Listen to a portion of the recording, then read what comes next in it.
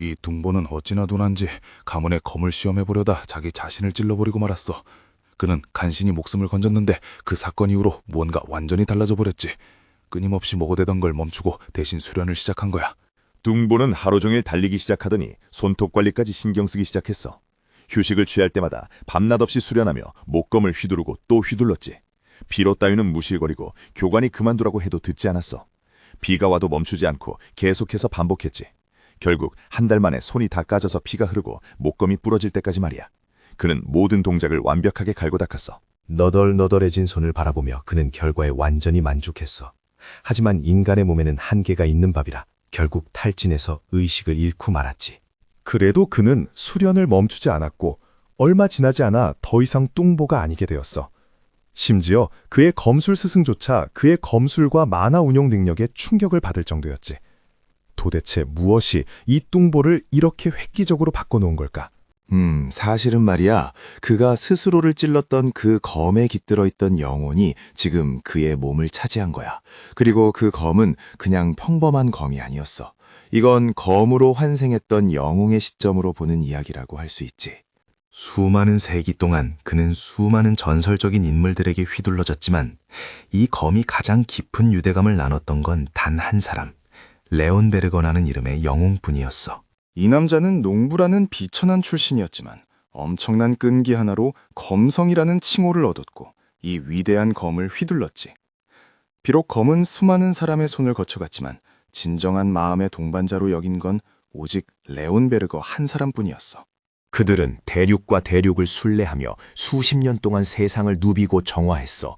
마침내 최종 보스인 서리산맥의 하얀 용과 마주하는 날이 다가왔지. 그건 거대한 은빛 비늘을 가진 괴수였고 레온베르거가 놈을 쓰러뜨리기까지 모든 힘을 쥐어짜내야만 했어.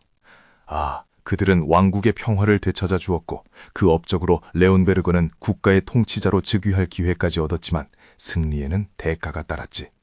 세상에 다시 햇살과 장밋빛 미래가 찾아왔을 때 수백 년 동안 괴물을 베어왔던 검은 마침내 휴식에 들어갔어. 검은 레온베르거의 혈통을 따라 대대로 전해져 내려왔지만 그 어떤 후계자도 사랑하는 친구가 검의 마음속에 남긴 빈자리를 채울 수는 없었어. 세대가 지날수록 왕자들은 점점 더 무능해지고 빛을 잃어갔지. 이 평범함은 검이 아무짝에도 쓸모없는 비만 청년에게 전해졌을 때 정점을 찍었어. 뚱보 왕자가 자신의 정당한 무기인 이 검을 휘두르는 순간 검은 경악을 금치 못했지. 이 돼지 같은 녀석은 검을 다루는 법이라곤 전혀 모르는 예의 없는 애송이였으니까. 검은 재빨리 상태창을 띄워 이 소년에 대해 알아야 할 모든 정보를 확인했어. 이름은 아드리안 레온베르거, 16살의 비만 소년인데 내가 제대로 본 게 맞다면 능력치가 말 그대로 7배는 너프먹은 상태였지. 더 쉽게 말하자면 그의 특성은 체력이라곤 눈꼽만치도 없는 쓸모없는 멍청이라고 완벽하게 설명하고 있었어. 게다가 만화 감흥장애까지 알고 있었지. 비록 성은 레온베르거의 후손임을 분명히 보여주고 있었지만 그의 한심한 능력치는 그렇지 않다고 말하고 있었어. 이 소년은 검을 똑바로 드는 것조차 버거울 정도로 약해 빠졌거든. 그는 허세만 가득하고 실속은 없어서 그가 끊임없이 떠들어대던 말들은 검의 신경을 긁어댔어. 성스러운 영웅의 이름을 읊조린 뒤 꼬맹이는 있는 힘껏 검을 끌어올리더니 정처 없이 무기를 휘둘러대며 주변 사람들을 공포에 떨게 했지. 이 지방덩어리가 눈을 감고 돌진하자 하인들은 눈먼 칼날에 맞지 않으려고 흩어지느라 정신이 없었어. 이 멍청함은 둔에 빠진 왕자가 재발에 걸려 넘어지면서 우연히 날카로운 칼날을 자기 배 쪽으로 향하게 했을 때 절정에 달했지. 반전은 없었어. 그는 진짜로 자기 검에 찔려버리고 말았으니까. 그 자리에 있던 모든 사람이 이 비극에 경악하며 어린 왕자를 부축하려고 달려갔어. 하지만 지금 최악의 시간을 보내고 있는 검의 입장도 잊지 말자고. 그래도 꼬맹이의 주급이 그렇게 나쁜 것만은 아닐지도 몰라. 왜 그런지 설명해줄게. 아드리아는 레온베르거야 진정한 후예처럼 보일 만한 특성을 단 하나도 물려받지 못했어. 오직 나쁜 쪽으로만 눈에 띄었지. 재능도 없으면서 오만했고 탐욕은 끝이 없었어. 긴 이야기를 짧게 줄이자면 그는 세욕, 나태, 폭식, 탐욕할 것 없이 7가지 대주의 그 자체였던 거야. 만약 그가 다음 통치자가 된다면 다스릴 왕국조차 남아나지 않았겠지. 하지만 그가 찔리게 된 그 둔한 실수가 왕국의 운명을 영원히 바꾸어 놓으려 하고 있어. 검은 왕자가 영혼을 잃는 순간 그 몸을 차지해버렸어. 불과 며칠 만에 성에서 일하는 직원들은 꼬맹이의 성격이 전례 없이 급격하게 변했다는 걸 눈치채기 시작했지. 그는 마치 기억을 잃은 사람처럼 행동했어. 꼬맹이는 자신의 헛소리를 항상 참아주었던 스승조차 기억하지 못하거나 아는 척도 하지 않았지. 곧 왕이 아들을 만나러 방에 도착했어. 딱 보기만 해도 오만한 검의 눈에는 이 남자가 그 애송이의 아버지라는 게 꽤 분명해 보였지. 그는 왕의 아들만큼 한심해 보이지 않아서 다소 놀랐어. 어쨌든 아버지는 아들의 예의 없는 태도를 꽤 불쾌하게 여겼는데 아드리안이 인사조차 하지 않았기 때문이야. 아드리안의 스승은 제자가 기억 상실 문제를 겪고 있다며 감사주려 했어. 왕실 기사들은 그 소식에 충격을 받았고 잠시 후 왕실 전속 의사를 불러 왕자의 정신 상태를 확인해 보자고 제안했지. 의사가 소년을 진찰한 후 뇌에 물리적인 손상은 없다는 결론을 내렸어. 다만 트라우마나 정신적 충격이 이런 기억 상실 상태를 유발했을 거라고 주장했지. 왕은 완전히 납득한 것 같지 않았고 아드리안은 멀리서도 폐하의 회의적인 눈빛을 느낄 수 있었어. 왕은 아드리안이 저지른 모든 잘못을 잊었다고 주장한다고 해서 그 일들이 없던 일이 되는 건 아니라고 못 박았어. 아드리안이 과거의 모든 경험을 잃었다면 그건 실수로부터 배웠어야 할 모든 교훈 또한 잃어버렸다는 뜻이니까. 아드리안의 성장에 관해 말 그대로 원점으로 돌아갔다는 생각만으로도 화가 치밀어 오르는 일이었지. 폐하는 아들에게 그가 얼마나 한심한지 알려준 뒤 방을 나갔어. 한편 아드리안의 몸속에 있는 검은 자신이 받는 대우가 전혀 마음에 들지 않았어. 도대체 이 꼬맹이가 얼마나 엉망진창으로 살았길래 이런 평판을 쌓았는지 궁금해질 지경이었지. 다행히 그를 인간답게 대우해주는 사람이 적어도 한 명은 있었어. 바로 쓸모없는 아들을 끔찍이도 아끼는 어머니였지. 그녀는 심지어 이 감자자루 같은 녀석을 꽤 잘생겼다고 생각하고 있었어. 아들을 끔찍이 사랑하는 어머니는 그저 아들이 돌아온 것만으로도 기뻐했어. 아들 없이는 어떻게 살았을지 신만이 아실 거야. 검은 어머니에게 연민을 느낄 수밖에 없었어. 이미 저 세상으로 가버린 아들을 두고 슬퍼하는 꼴이니 말이야. 밤이 깊어지고 행복해하던 어머니는 마침내 침소로 돌아가기로 했어.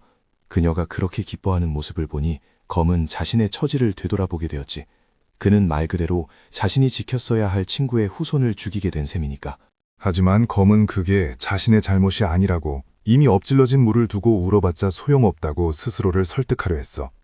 지금 그가 할 수 있는 최소한의 일은 이 기회를 활용해 상황을 바로잡고 원래 아드리안이 저지른 모든 실패를 되돌리는 것뿐이었지. 이 몸은 뚱뚱하고 좋은 구석이라곤 하나도 없어. 그걸 염두에 두고 그는 첫 번째 행동 방침을 정했어. 바로 힘을 기르는 거야. 그는 자신 안에 만화 심정을 만들어 힘을 추구하는 여정을 시작하기로 계획했지. 자신만만하게 아드리안은 숨을 들이마시고 만화를 집중하기 시작했어. 하지만 아무 일도 없었다는 듯 만화는 흩어져 버렸지. 그의 몸이 만화의 유입을 명백하게 거부하고 있었던 거야. 그는 다시 한번 시도하며 젖먹던 힘까지 짜냈지만 결국 실패로 끝났어. 아드리안은 이 몸이 믿을 수 없을 정도로 망가져 있다는 걸 뼈저리게 깨달았지. 그가 절망에 빠져 있을 때 하인의 모습을 한 희망의 빛이 찾아와서 그 하녀는 왕비가 특별히 보낸 강장제를 가져왔지. 강장제 맛은 별로일지 몰라도 그의 무능한 몸에는 아주 강력한 효과가 있을 거야.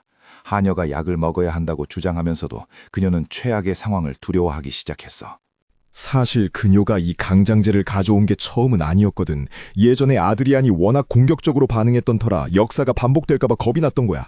하지만 다행히도 이 수입산 강장제의 가치를 전혀 몰랐던 진짜 쓸모없는 아드리안과 달리 우리 아드리안은 이 액체에 만화가 풍부하게 들어있다는 걸 단번에 알아봤지. 그는 1분도 기다리지 않고 쟁반에서 컵을 낚아채더니 벌컥벌컥 들이키기 시작했어. 하녀가 깜짝 놀랄 정도로 말이야. 그릇을 다 비운 그는 단호하게 하녀를 물러가게 했어.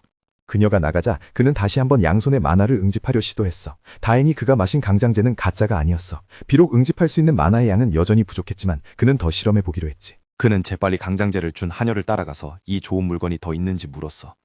며칠이 지나고 아드리안의 통통한 얼굴에 걸린 탐욕스러운 미소는 그가 마침내 만화심장을 만드는 데 성공했다는 증거였지. 그에게 만화심장을 만드는 건 이 낡아빠진 몸만 아니었다면 어린애 장난이었을 테니까. 바로 그게 그가 변수 하나를 고려하지 못한 이유였어. 심장에서 점화된 만화가 천문학적인 고통을 주기 시작한 거야. 내장이 불타는 것 같고 가슴이 당장이라도 터질 것 같았지. 그래, 만화 심장을 만드는 건 항상 고통스러운 과정이었어. 만약 그가 이걸 이겨내지 못하고 의식을 잃는다면 그는 끝장나는 거야. 그래서 꼬맹이는 집중해서 자신을 가라앉히고 만화가 심장을 장악하도록 최선을 다했어. 결국 그는 과정 중 가장 고통스러운 부분을 성공적으로 극복했고 노력의 결실을 보았지. 그는 만화 심장을 만드는 데 성공했을 뿐만 아니라 이번에는 그 만화 심장이 온전히 자신의 것이라는 사실에 뿌듯함을 느꼈어. 전생에 그는 주인들이 만화심장을 다루는 걸 도났지만 이번엔 달랐기에 기쁨을 감추기 힘들었어. 만화심장이 완성되자 시스템 알림이 떴어. 예전에 아드리안이 사용자들에게 보내던 것과 같은 종류였지만 이번에는 그가 받는 입장이었지. 시스템 창 하나가 뜨고 연이어 메시지 폭탄이 쏟아지자 뚱보 친구는 충격을 받았어. 간단히 말해서 그의 약한 몸이 여전히 만화심장의 잠재력을 완전히 끌어내는데 방해가 되고 있다는 거야. 그래서 그는 수많은 멋진 기술 중 겨우 몇 개만 사용할 수 있게 허락되었지. 지금으로선 제3의 눈과 제3의 귀라는 두 가지 권능만 사용할 수 있고 그마저도 제한된 범위 내에서만 가능했어. 이름에서 알 수 있듯이 제3의 눈은 더 명확하게 볼 수 있게 해주고 제3의 귀는 광범위한 주파수의 소리를 들을 수 있게 해주는 기술이야. 심지어 하녀들이 자신에 대해 안 좋은 소문으로 수근거리는 소리까지 들을 수 있었지. 하지만 하인들을 더 감시하기도 전에 만화소모로 시력을 잃으면서 극심한 피로가 그를 덮쳤어. 물론 아드리안은 자신의 잠재력을 제한하는 이런 제약들이 달갑지 않았어. 그가 그저 검이었던 시절에는 사방의 모든 것을 보고 들을 수 있는 능력이 있었지만 지금은 제3의 귀와 눈을 아주 잠깐 사용할 정도의 만화만 겨우 짜낼 수 있으니까. 하지만 그는 전체적인 만화 용량이 늘어나면 그보다 훨씬 더 많은 걸 할 수 있을 거라고 낙관했어. 만화 용량은 적을지 몰라도 그의 식욕은 그만큼 거대했고 지금 그는 굶주려 있었거든. 힘을 추구하느라 검은 자신이 인간의 몸에 들어와 있고 그에 적응해야 한다는 사실을 거의 잊고 있었어. 잠시 후 그는 아들을 끔찍이 아끼는 어머니를 다시 만나게 되었지. 그녀는 우리가 이전에 봤던 것보다 훨씬 더 행복해 보였어. 그 행복의 원천은 아들이 그녀가 보낸 강장제를 마지막 한 방울까지 싹 비웠다는 사실이었지. 그녀가 모성애를 쏟아붓느라 바쁠 때 새로운 인물이 시야에 들어왔어. 어머니가 이 사람을 알아보겠냐고 묻자 아드리안은 뻔뻔하게 모른다고 잡아댔지.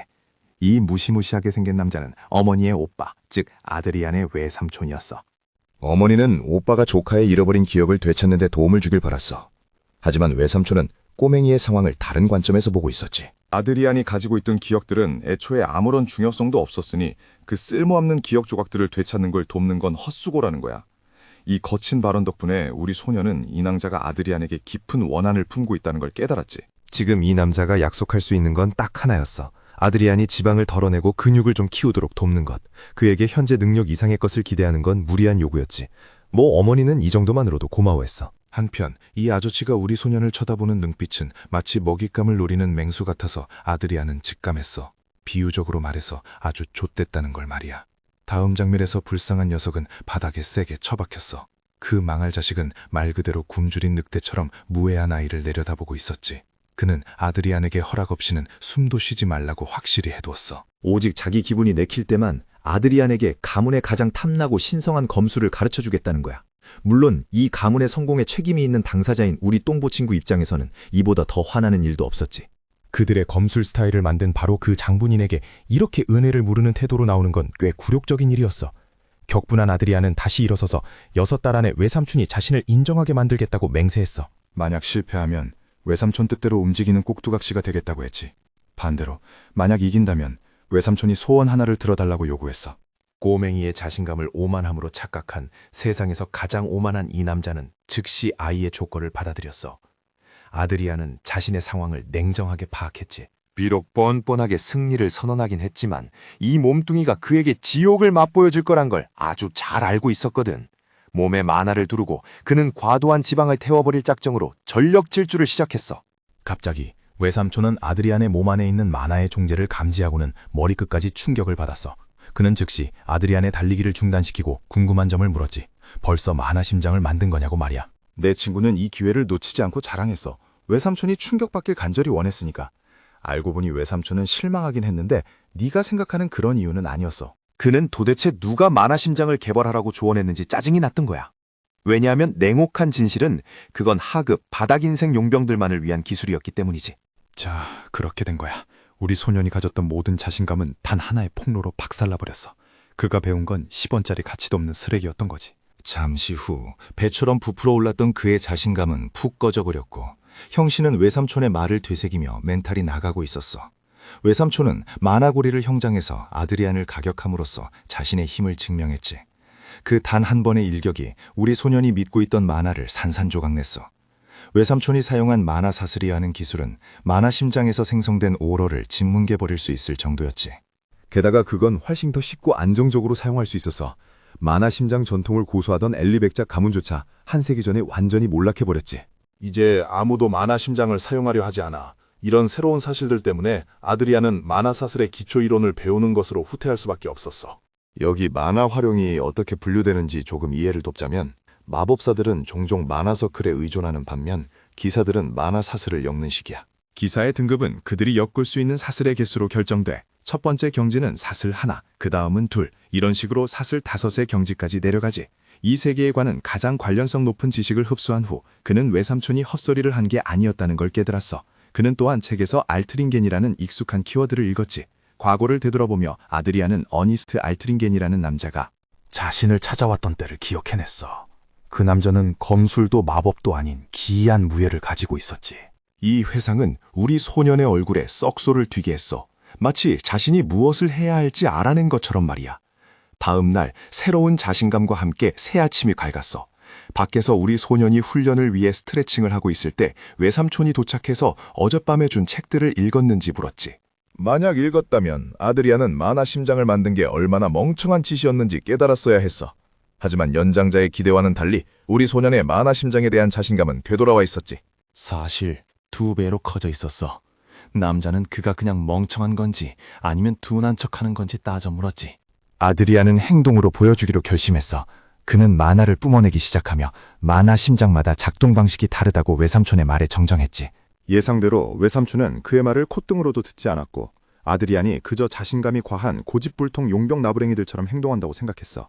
그 용병들은 말 그대로 사슬 등계의 벽조차 넘지 못하고 실패해버렸으니까. 그래도 그는 아드리안에게 공개적인 도전을 제안했어. 만약 자신이 정말 다르다고 생각한다면 서슬 2개의 경지에 오른 기사를 꺾어서 증명해보라고. 만약 그렇게 한다면 외삼촌은 어머니가 원했던 대로 그의 후견인이 되어주겠다고 약속했지. 하지만 아드리안은 외삼촌을 후견인으로 두는 게 이득이긴 한 거냐며 대놓고 비꼬면서 외삼촌의 두꺼운 신경을 긁어댔어. 이 발언은 기사의 명예에 대한 심각한 모욕이었지. 왕국의 백작이자 북부군 사령관, 흑기병대의 주인이며 폐하를 모시는 5 은사자 중 한 명인 그가 4개의 고리를 엮은 사사슬의 기사가 그런 뻔뻔한 무례함을 참을 리 없었어. 자신의 능력을 의심받자 이 무시무시한 남자는 끔찍한 양의 만화를 방출하기 시작했는데 어찌나 강렬한지 발밑의 땅이 박살날 정도였지. 단지 자신의 요점을 확실히 하기 위해서였어. 그는 이 정도면 자신의 능력을 증명하기에 충분하길 바랐지. 이 남자는 진짜 백이었고 아드리아는 그걸 뼈저리게 배우고 있었어. 외삼촌이 어린 왕자의 목숨을 위협하는 지경까지 상황을 악화시키기 전에 근처에 서 있던 기사들은 백작에게 무기를 겨눌 수밖에 없었지. 판도는 커졌고 아드리아는 마침내 이 일이 처음에 생각했던 것보다 훨씬 더 많은 노력이 필요할 거라는 걸 깨달았어. 잠시 후 아드리아는 밀가루 포대처럼 바닥에 널브러져 있었어.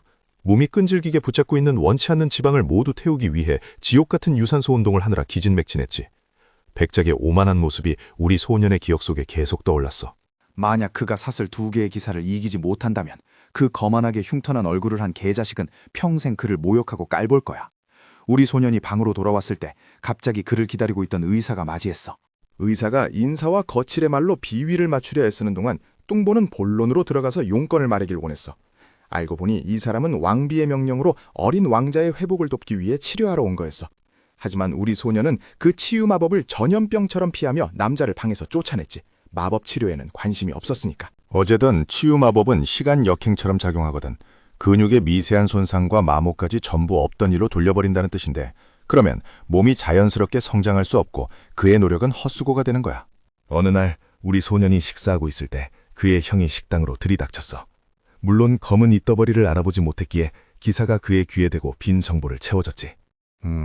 이 녀석은 제 3왕자인데 딱 봐도 전형적인 유해한 만화 속 형제라는 걸 알 수 있었어. 심지어 지금도 아드리안이 자기 검으로 스스로를 찔러 거의 죽을 뻔했던 최근의 사고를 조롱하러 온 거였지. 물론 내 친구는 그런 뻔한 도발에 대꾸할 흥미가 없었고 이 자칭 형이라는 작자가 좀 생산적인 일에 시간을 쓰길 바랐어. 도발하려던 형은 오히려 역으로 도발당했고 저신이 들은 다음 소문으로 넘어가기로 했지. 한간에 떠도는 소문에 따르면 아드리안이 바라르트 백작과 내기를 했다는데 그 내기에 우리 소년이 사슬 2개의 기사와 맞붙는 게 포함되어 있으니 비열하고 악의적인 형이 자신이 상대가 되어주겠다고 자원한 거야. 우리 소년은 이 멍청한 놈이 누군지 전혀 몰랐어. 그가 생각할 수 있는 건 왜 이 집안의 후손들은 하나같이 짜증나는 놈들 뿐인가 하는 것뿐이었지. 방금 그를 조롱한 건 제3왕자 진리언 왕자였어. 검술에 재능이 있기로 유명했지. 이 신동은 4살 때 고리 2개를 형성했으니 절대 무시할 수 없는 강자였어. 한 하녀가 이 소란을 중재하러 와서 아드리안에게 온 편지 뭉치를 보여줬어. 우리 소녀는 전에는 자신에게 아무런 관심도 없던 사람들이 왜 갑자기 이 많은 편지를 보냈는지 영문을 몰랐지. 그러다 갑자기 편지의 제목이 그의 눈길을 끌었어. 많은 편지가 왕자에게 결투를 신청하고 있어서 어떤 것들은 자신의 대련 상대가 되어주겠다고 제안하고 있었지. 긴 이야기를 짧게 하자면 이 모든 사람이 기본적으로 공짜로 왕자를 두들겨 패려는 수작을 부리고 있는 거였어. 우리 소녀는 이 사람들의 뻔뻔함에 아주 화가 머리끝까지 났지. 그들의 좌절감을 해소해주기 위해 그는 하녀를 불러 이 편지를 보낸 사람들의 이름을 전부 적으라고 명령했어. 다음 장면에서 형씨가 훈련하고 있는데 갑자기 북부군 사령관이 그에게 목검을 던져주며 왕자에게 어느 정도의 검술은 가르쳐야 한다는 생각을 강하게 내비쳤지. 그는 왕자를 가르치지 못했다는 이유로 비난받는 핑계를 듣고 싶지 않았어. 아드리아는 이나족이 그냥 정중하게 검을 건네줄 수는 없었는지 좀 짜증이 난 채로 무기를 주우려 몸을 숙였어. 그런데 바로 그때 무슨 일이 일어났어. 갑자기 근육 경련이 일어나면서 온몸이 덜덜 떨린 거야. 이걸 보고 바라르트는 소년이 아직 치유 마법 치료를 받지 않은 건지 의아해했어. 우리 소녀는 그가 기사면서 이유도 모른다고 비웃었지. 어쨌든 치유 마법을 받으면 근육은 단지 원래 상태로 돌아갈 뿐 성장하지 않으니까. 바라르트도 그 점에 동의하며 돌아섰어. 어차피 치유 마법에 집중하려던 건 아니었다면서 말이야. 지금부터 그는 아드리안이 최대한 집중해서 봐줬으면 하는 기술을 시연할 참이었어. 이 기술은 왕국의 비전 검술로 기사들이 핵심 기초를 다질 때 사용하는 거였지. 기사가 사방으로 맹렬하게 베어내면서 무기가 흉포하게 휘둘러졌어. 그의 빈틈없는 검술 시연은 화려한 나선형 마무리로 끝났고 발라르트는 그 아름다운 시연이 끝날 때쯤 왕자가 할 말을 잃게 만들었지. 아드리아는 이게 정말 기사들을 위한 기초기술이 맞냐고 물었어. 발라르트는 이걸 모욕으로 받아들이고 훈련용 무기는 날카로움이 부족하지만 검술을 배우기에는 기본을 고수하는 게 낫다고 설명했어. 갑자기 형씨는 스승의 면전에서 웃음을 터뜨리기 시작했어. 아드리아는 검술의 숙련도가 어떻게 진화했는지 깨달았거든. 미친 용을 도륙했던 그 위대한 검술이 지금은 고작 하찮은 훈련용 기술로 쓰이고 있었던 거야. 형씨의 얼굴은 참담해졌고 스승은 이 기술만으로는 내기에서 이기기에 충분하지 않을 테니 기초가 끝나면 언제든 다른 스승을 찾아가도 좋다고 재촉했지. 아드리안 왕자는 다른 검술이라는 아이디어를 거부하며 이 기술이면 차고 넘칠 거라고 강하게 믿었어.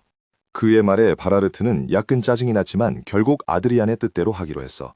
다시 훈련 시간으로 돌아와서 우리 손에는 검을 휘두르는 연습을 하며 왜 드래곤 슬레이어 기술이 하찮은 기술 취급을 받는지 분석했어. 그는 자연의 섭리가 이런 방향으로 진화하게 되어 있다는 걸 이해했고 바라르트의 기술은 그 실행력에도 불구하고 사실 용을 죽이는 정신이 결여되어 있다는 걸 알았지. 만화 심장을 거부했던 사람들은 결국 검에 자신의 영혼을 불어넣는 법을 잊어버렸고 그래서 드래곤 슬레이어 기술의 진정한 가치를 이해할 수 없었던 거야. 그가 생각에 잠겨있는 동안 바라르트는 아드리안의 검을 맞받아치며 자세를 교정해 주었어. 그리고 팔 대신 칼날에 힘을 실으라고 조언했지. 그는 왕자의 배와 다리를 때리며 힘을 무기에 동등하고 적절하게 분배하도록 자세를 고치게 강요했어. 아드리안은 스승의 말이 전적으로 옳다는 걸 알았어. 그 기술을 흉내내기에 지금 그의 몸은 지독하게 약했으니까. 그 기술은 버려진 쓰레기 조각이 되어서는 안 되는 거였고 그는 자신의 행동으로 세상에 그걸 증명하고 싶었어. 우리 소년의 고된 훈련이 계속되면서 며칠이 더 지났지. 혹독한 훈련이 한 달간 이어졌고 시스템은 그가 임무에 성공했다며 축하해 주었어. 이제 그의 고도 비만 단계는 일반 비만으로 줄어들었고 이는 신진대사가 적응하고 몸이 그에 맞춰 변화할 거라는 뜻이었어.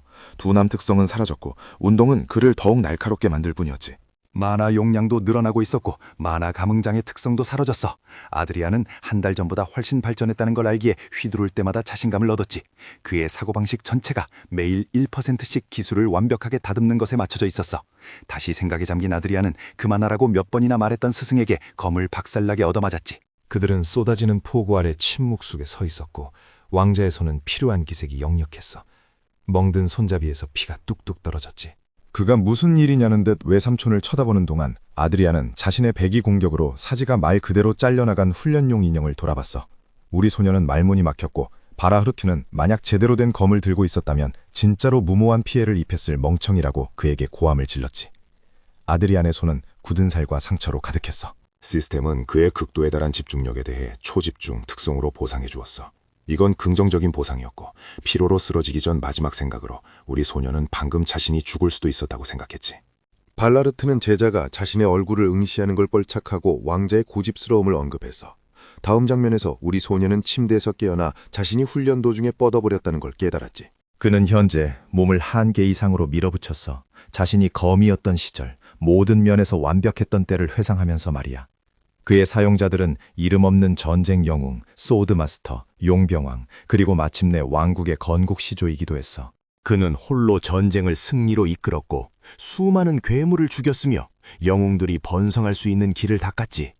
그로호는 언제나 훌륭한 조언자이자 스승이었고 그래서 그는 다시 그런 완벽한 상태에 도달할 때까지 모든 노력을 쏟아부으며 무기를 계속 휘두르고 싶었던 거야. 하지만 현재의 몸은 너무 약해서 제대로 쉬지 않으면 파멸로 이어질 게 뻔했지. 만화 심장을 만든 지 한 달이 지났고 그는 만화 덩어리를 얻었어. 그 시간 동안 명상하며 왕자는 다음 단계, 시스템이 접근을 허용할 준비가 된 단계를 위해 스스로를 준비했지. 그의 몸은 이제 더 많은 만화를 자유롭게 사용할 수 있게 되었어. 만화 심장의 확장과 진화 속에서 몸의 신체 구조 또한 만화 심장을 수용하도록 조정되었고 신체적 이점을 누릴 수 있게 되었지. 과정이 끝날 무렵 아드리안의 만화 심장은 성공적으로 자극받았어. 바로 시험해보기 위해 그는 검을 잡고 휘둘러 보았지. 검술 수련생 레벨을 획득했으니 이제 검에서 흘러나오는 파동으로 증명되듯 가장 기초적인 수준의 오로도 사용할 수 있게 되었어. 이어지는 훈련 세션에서 기초는 성공적으로 습득되었지. 발하르트는 4개에 관해 왕국 전역에 퍼지고 있는 특정 소문들에 관해 이야기했어. 그 때문에 형씨는 왕자를 더욱 혹독하게 훈련시켜야 했지만 아드리안이 대련 상대를 빨리 찾지 않는 것에 짜증이 났지. 떠오르는 사람은 다름 아닌 제국의 셋째 아들이었어. 그건 그렇고 우리 소녀는 사슬 2개의 전사와 정면으로 맞붙을 수 없다는 걸 알았기에 사슬 하나인 사람과 싸울 수 있을지 궁금해했어. 시작점으로 아드리안은 칼스를 쳐다보며 자신의 업무에 대한 보고를 원했지. 기사는 왕자에게 시킨 대로 정확히 수행해서 사방에 대련 요청을 보냈다고 확신하며 대답했어. 하지만 칼스는 왕자가 왜 이 많은 사람과 연습 경기를 하길 바라는지 걱정스러웠지. 이유는 간단해. 이 상대들 하나하나가 전부 짜증나고 오만한 왕자에게 원한을 품고 있었거든. 그래서 그들은 이 기회를 이용해 의도적으로 그를 해치려는 계획을 꾸미고 있었던 거야. 하지만 괜찮아. 우리 소녀는 이미 그들의 전략을 알고 있었으니까. 그의 유일한 걱정은 외삼촌이 각 세션의 심판 역할을 해주는 거였어. 경기 중에 아무도 죽지 않게 하는 간단한 임무였는데 발하르트라면 거절할 이유가 없었지. 이 세션이 있고 며칠 후 첫 번째 훈련 경기가 열렸어. 첫 번째 도전자는 망나니 왕자의 웅장한 궁전을 경외심 어린 눈으로 바라보았지. 이 녀석의 이름은 테일러 테일헤임이고 남작가의 차남일 뿐이. 평범한 집안 출신이었어. 몇 년 전 그 돼지 같은 망나니 왕자놈이 그를 비난하고 모두가 보는 앞에서 그의 형과 아버지를 조롱해서 가문의 명예를 순식간에 딴에 떨어뜨렸었지. 그 이후로 테일헤임 가문은 존경을 잃고 조롱거리가 되었어. 그래서 그는 이 싸움에서 콧대 높은 왕자에게 복수하기 위해 온 거야. 잠시 후 그가 왕자를 만나 극진한 존경을 표하며 인사했을 때 테일러는 자신이 사슬 세네의 견습기사 수준임을 강조했지만 비공식 경기치고는 소개가 너무 길었어. 우리 소녀는 그를 약하다고 부르며 자존심을 긁었고 이는 테일러에게 이 왕자가 얼마나 오만한지 확인시켜 주었지. 발하르트는 젊은이의 독설과 증오를 눈치채고 싸움은 아직 시작도 안 했으니 진정하라고 명령했어. 형씨는 북부군 사령관이 눈앞에 서 있는 걸 보고는 살인기계에서 순식간에 수줍은 팬드로 돌변했지. 심지어 우리 소년조차 자기보다 외삼촌이 진정한 왕자 자리에 더 어울린다고 생각할 정도였는데 발하르트는 그에게 과거의 똥 같은 귀족 꼬맹이였다고 비꼬았어. 어쨌든 두 전사는 위치를 잡으라는 지시를 받았지. 싸움이 시작되려 하자 두 사람은 서로를 노려보았어. 테일러가 먼저 오러를 방출하며 미소와 함께 자신만만하게 행동했고 왕자를 응징하기 위해 앞으로 돌진하며 공중배기를 시도했어. 하지만 딱 한 번 쳐다본 것만으로 아드리안은 견습기사에 낭비되는 동작 몇 가지를 비판했지. 무심하게 그는 공격을 막아냈고 만화 심장의 위용을 보여주며 견습기사를 기절초풍하게 만들었어. 테일러는 뒤로 물러나 거리를 유지하며 만화 심장이 어떻게 만화 사슬을 막아낼 수 있는지 의문을 품었지. 그의 관찰은 사실 정확했어. 테일러가 겨우 사슬 하나만 사용하고 있다는 사실만 뺀다면 말이야. 그래서 큰 차이는 없었고 왕자에게 따끔한 정도였지. 흥미롭게도 관중들은 모두 검에서 나는 독특한 소리를 듣기 시작했는데 그건 소년의 외삼촌조차 놀라게 한 소리였어. 이 현상은 검명이라고 불려. 테일러는 왕자의 능력을 너무나 부정하고 싶어서 충동적으로 다시 한번 튀어나갔어. 이번 공격은 지난번보다 묵직했지만 우리 소녀는 잘 방어해냈어. 공격은 두 전사 사이에 제대로 된 검의 충돌로 이어졌고 칼날을 주고받으며 서로 물러났지. 이 시점에서 아드리아는 피로를 느끼며 마나고리가 마나심장과 정반대라는 걸 절감하고 있었어. 방금 한 번의 대치만으로도 마나가 고갈되고 역류할 것 같은 느낌을 받았으니까 동시에 상대방의 표정도 꽤 볼만했지. 아드리아는 테일러가 차남이라는 위치를 기억해내고 감정에 너무 휘둘려 고집이 세다고 조롱했어. 우리 소년으로 말하자면 마음을 다잡고 훨씬 더 깊은 집중 속으로 빠져들었지. 아드리아는 각성 주문을 외웠어. 비록 검이 마법이나 신성한 것으로 불릴지라도 그건 그의 영혼의 일부였으니까. 마나심장은 공식적으로 그의 거대한 의지를 받아들였어. 무색이었던 마나심장의 첫 번째 색깔에 입혀지면서 잠들었던 드래곤 슬레이어의 의지가 공식적으로 소환되었어. 이것이 바로 용을 학살하기 위해 특별히 설계된 심장과 짝을 이룬 검의 기억이지. 드래곤 슬레이어의 심장 기술이 나선형으로 발동하며 아드리아는 용과 같은 상태로 변모했어. 그의 몸은 이제 드래곤 슬레이어 검의 힘의 일부로서 용의 의지의 도움을 받게 되었지.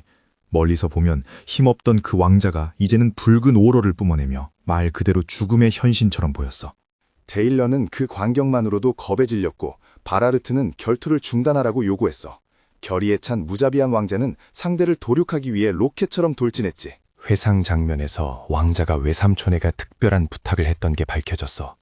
만약 자신이 상대를 죽이려 들면 막아달라고 말이야.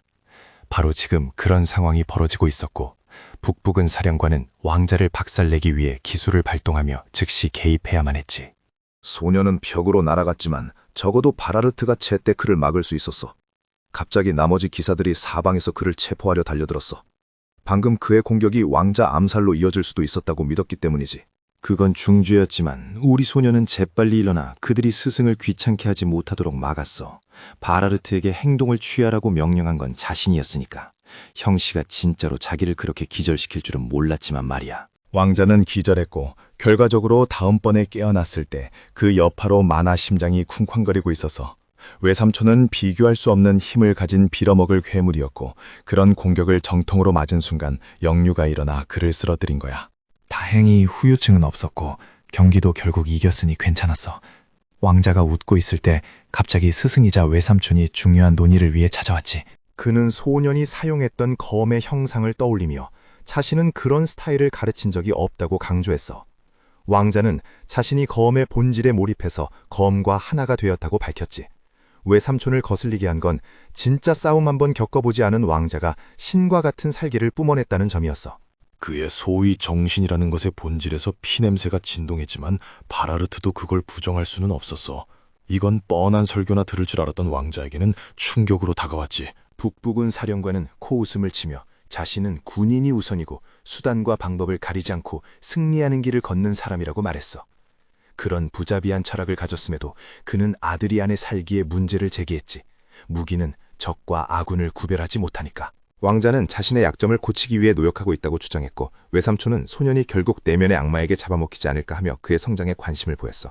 3일간의 대련 세션이 끝나고 테일러는 태백암에 서 있었지만 왕자는 지난 며칠간 도와줘서 고맙다고 인사했지. 테일러가 복수하지 못한 건 안타까운 일이었고 우리 소년은 그가 원하는 걸 얻지 못했다며 조롱하기까지 했어. 아드리아는 하녀에게 테일헤임 가문을 위해 준비해둔 특별한 선물을 가져오라고 했지. 그는 예전에 거만한 왕자가 과거의 사람들에게 끔찍한 짓을 했다는 걸 이미 알고 있었고 이 선물이 충분하진 않겠지만 그래도 그들 가족에게 화해의 제스처는 될 거였어. 테일러는 망나니 왕자의 성격 변화에 당황했고 우리 소녀는 원래의 똥 같은 왕자가 저지른 엉망진창인 일들을 수습하는 데 신경 쓰고 싶지 않다며 꺼지라고 말했지. 망나니 왕자의 대련 소식은 빠르게 퍼져나가서 왕국 전체를 휩쓸었어. 사람들은 전사들이 그와 맞붙어서 그 하찮은 왕자의 길을 꺾어주길 원했지. 사람들은 일왕자가 훈련 중에 엄청 고생할 거라고 생각했어. 그런데 훈련이 아무리 반복돼도 아드리안이 괴로워한다는 소식은 들리지 않는 거야. 오히려 훈련에서 돌아온 기사들은 우리 왕자님한테 완전히 감격을 해서 일왕자가 세상 자비롭고 친절한 사람이라고 찬양하기 시작했지. 기사들 태도가 얼마나 싹 바뀌었는지 일반 시민들은 왕실이 기사들을 단체로 세뇌시켜서 입을 다물게 한 줄 알았다니까? 진짜 웃기지 않아? 근데 이 황당한 소문이 우리 왕자님 귀에 들어가니까 아드리아는 완전 열받아 버렸지. 사실 기사들이 입을 담은 진짜 이유는 대련에서 아주 처참하게 깨졌기 때문이었어. 아드리아는 이 귀족 녀석들이 실력도 없는 주제에 자리만 차지한다고 생각했는데 삼촌인 발레하르트는 너도 똑같은 놈 아니냐면서 비웃어주지. 일왕자는 이제 지긋지긋해서 최근에 붙었던 상대한테 정중하게 협박을 날려 가서 대련 결과 똑바로 밝히라고 말이야. 우리 왕자님은 이번에야말로 안티드를 잠재우고 헛소문을 없애길 바랐지. 근데 다음날 소문은 더 이상한 쪽으로 퍼져버려. 이번엔 사람들이 뚱보 왕자가 자기 체면 살리려고 승부 조작을 한다고 생각하는 거야. 아, 진짜 우리 왕자님 억울해서 어쩌냐? 결국 아드리아는 귀족들한테 신경 끄기로 하고 그 분노와 짜증을 전부 훈련에 쏟아부어 검을 휘두를 때마다 기세가 점점 더 흉포해지지. 바람을 가르고 타오르는 만화를 실어서 심장이 터질 듯이 뛰고 만화 하트가 불타오르지. 아드리안이 칼스에게 남은 대련 상대가 누구냐고 물으니까 칼스는 오늘 마지막 상대를 만나게 될 거라고 설명해줘. 이미 1황자의 실력은 견습기사 따위가 상대할 레벨이 아니었어. 하지만 칼스는 이번 마지막 상대만큼은 검을 제대로 마스터한 진짜 기사라고 장담하지. 이 기사는 자기 가문의 검술에 만족 못하고 더 높은 경지를 위해 기사단에 들어간 엘리트 중의 엘리트야. 아드리안도 꽤 흥미로워하며 아르웬 키르가엔의 등장을 환영해. 그녀가 연무장으로 걸어 들어오는데 일반 기사들은 그녀를 철사자 기사단의 전사, 절벽 위의 핀꽃, 가시도 친 장미, 심지어 남자들의 마음을 부수는 여자라고 부르며 벌벌 떨지. 걸음걸이 하나하나가 우아함 그 자체야. 일왕자가 그녀의 관심을 끌어낸 것만으로도 이미 대단한 일이라고 볼 수 있지. 결의에 찬 아르웬이 관중들을 쓱 훑어보는데 사람들은 아르웬이 왕자를 아주 개박살내서 망신을 줄 거라고 확신하고 있어. 철사자 기사단은 엘리트 집단인데 그 중에서도 아르웬은 이미 정식 입단이 확정된 천재적인 재능을 가진 견습 기사였거든. 문제는 왜 아드리안한테 이런 거물급 상대가 배정되냐는 거지. 알고 보니 과거의 둘 사이에 오해가 좀 있었나 봐. 우리 왕자님은 또 예전에 그 망나니 시절에 쓸데없이 시비를 걸었겠거니 짐작하지. 시녀한테 예전에 무슨 일이 있었냐고 물어보니까 세상에 이 망나니가 아르웬을 성희롱 수준으로 괴롭혔다는 거야. 한마디로 예전 원한 때문에 아르웬한테 아주 호되게 참교육당할 위기라는 거지. 아드리아는 과거에 자신이 저지른 짓거리에 진잘머리가 나. 이 뚱보가 감히 그녀의 몸에 손을 대려 했고 아르웬이 기사들을 사유재산 취급하지 말라고 쏘아붙이니까 자존심 상해서 그녀 보고 추녀라고 욕했다는 거야. 망나니와 기사의 악연치고는 아주 전형적인 스토리지. 물론 지금 우리 왕자님이 아르웬을 보는 눈빛에는 추녀라는 단어는커녕 감탄만 가득하지만 말이야. 아르웬은 왕자가 하나도 안 변했을 거라고 생각하면서도 예를 갖춰 왕자는 어떻게든 수습해보려고 자기가 많이 변했다고 어필해보지. 하지만 아르웬의 저 빡친 표정을 보면 오늘 대련에서 왕자가 아주 먼지나게 맞을 게 뻔해 보여. 심판이자 삼촌인 발레아르트가 도착하고 아르웬에게 자기소개를 하라고 해. 그녀도 정중하게 인사를 건네지. 발레하르트는 아르웬에게 우리 왕자님 칼솜씨가 꽤 매서우니 조심하라고 경고해. 농담은 제쳐두고 드디어 두 사람의 대련이 시작되려 해. 두 사람이 자리를 잡고 듀얼이 공식적으로 시작되자 아르웬의 자세에서 서늘한 결의가 뿜어져 나와. 반면 우리 왕자님은 진짜 기사의 실력을 체험할 수 있다는 생각에 오히려 신이 났어. 이 살벌한 누님이 정제된 움직임으로 순식간에 파고들어 첫 격돌은 왕자가 막아냈지만 만화 차이가 너무 심해서 역류가 일어나는 바람에 피를 토하고 말아. 아름답지만 치명적인 아르웬은 쉴 틈 없이 공격을 퍼붓지. 둘은 검을 주고받으며 치열하게 맞붙어. 하지만 우리 왕자님은 거의 샌드백처럼 밀리고 있고 아르웬이 싸움의 주도권을 완전히 쥐고 있어. 아르웬이 결판을 내려고 결정타를 날리는데 일황자는 드래곤 슬레이러의 본능을 깨워서 살기를 뿜어내. 이 섬뜩한 살기에 아르웬이 순간 움찔하고 덕분에 왕자는 아르웬의 검을 쳐내는데 성공해. 아르웬은 숨을 고르며 다시 자세를 잡고 왕자의 검수를 관찰해. 우리 왕자님도 간신히 버티고 있는 상황이야. 고작 1서클 유저라 해도 아르웬은 다른 녀석들과는 차원이 다르거든. 그 순간 아드리아는 감정 스킬을 써서 그녀의 스탯을 확인해. 가장 강한 스킬, 약점, 성격 특성까지 싹 다 보이지. 스킬로 레벨이 보인다는 건 아드리안이 그녀를 이길 가능성도 있다는 뜻이야. 보급형 길가메시라도 된 것처럼 붉은 오라를 개방하니까 아르웬도 질세라 만화를 끌어올려. 두 전사가 엄청난 속도로 서로에게 돌진하면서 진짜 전투가 시작돼. 몇 분 뒤 두 사람 다 지쳐서 헐떡거리는 클라이맥스 상태에 도달하지. 싸움이 대등하게 흘러가니까 발레아르트가 개입해서 오늘은 여기까지 하자며 중단시켜 왕자는 자기가 막 끝내려던 참이었다며 허세를 부리지. 아르웬도 지지 않고 똑같이 비웃어줘. 둘 다 자존심이 하늘을 찔러서 계속 싸우고 싶어 안달이 났어. 하지만 발레하르트는 하루 종일 기다려줄 생각이 없어. 둘 다 치료가 필요하다고 판단하지. 힐러가 와서 치료해주는데 아드리아는 아르웬을 째려보느라 바쁘고 아르웬도 똑같이 혐오스러운 눈빛을 보내. 서로 등을 돌리면서 절대 안 진다고 다짐하지. 둘째 날도 결국 무승부로 끝나. 셋째 날이 되자 두 전사는 포기를 몰라. 아르웬이 워낙 실력자라 왕자가 이렇게 버티는 것만으로도 그가 얼마나 대단한지 증명된 셈이지. 3라운드 시작 전 아드리안이 할 말이 있다며 입을 열어. 아르웬은 사과라도 하려는 건가 싶어서 거절하려 해. 기사로서 자존심에 상처를 입었으니 실력으로 갚아주고 싶거든. 훌륭한 태도지만 왕자는 애초에 사과할 생각이 없었어. 대신 둘 다 물러설 생각이 없으니 내기를 하나 하자고 제안해. 내기는 간단해. 진 사람이 이긴 사람의 소원을 하나 들어주는 거야. 어떤 소원이든 무조건. 기사들은 왕족이 그런 위험한 내기를 하면 안 된다고 말리려고 난리가 나지. 아드리안은 기사들을 입 다물게 하고 아르웬의 의사를 물어. 아르웬은 왕실 기사라는 신분 때문에 망설이지만 이번에야말로 확실하게 갚아줄 기회라고 생각해서 내기를 받아들여. 아드리안은 아주 만족해하며 3라운드에 돌입해 두 사람은 서로의 기세를 꺾으려고 미친 듯이 검을 휘둘러. 여기서 아드리안이 천재 기사조차 당황할 만큼 빠르고 과감한 기술을 선보여. 아루에는 하루 만에 왕자가 이렇게 빨라졌다는 걸 믿을 수가 없어. 마치 힘을 숨기고 있었던 것 같잖아. 두 전사는 연무장을 누비며 치열하게 부딪혀. 하지만 이번엔 전세가 역전됐어. 아드리안 왕자가 전장을 지배하며 그녀를 몰아붙이고 심지어 얼굴에 생채기까지 내버려.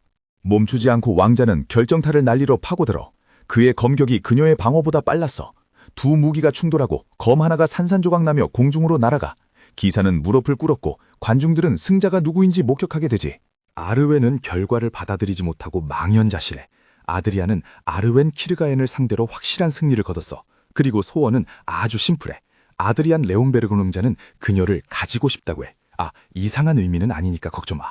칼스는 1황자의 호위기사 자리를 쉽게 얻은 게 아니었어. 왕자의 오만함에도 불구하고 때를 쓰는 모습은 없었지.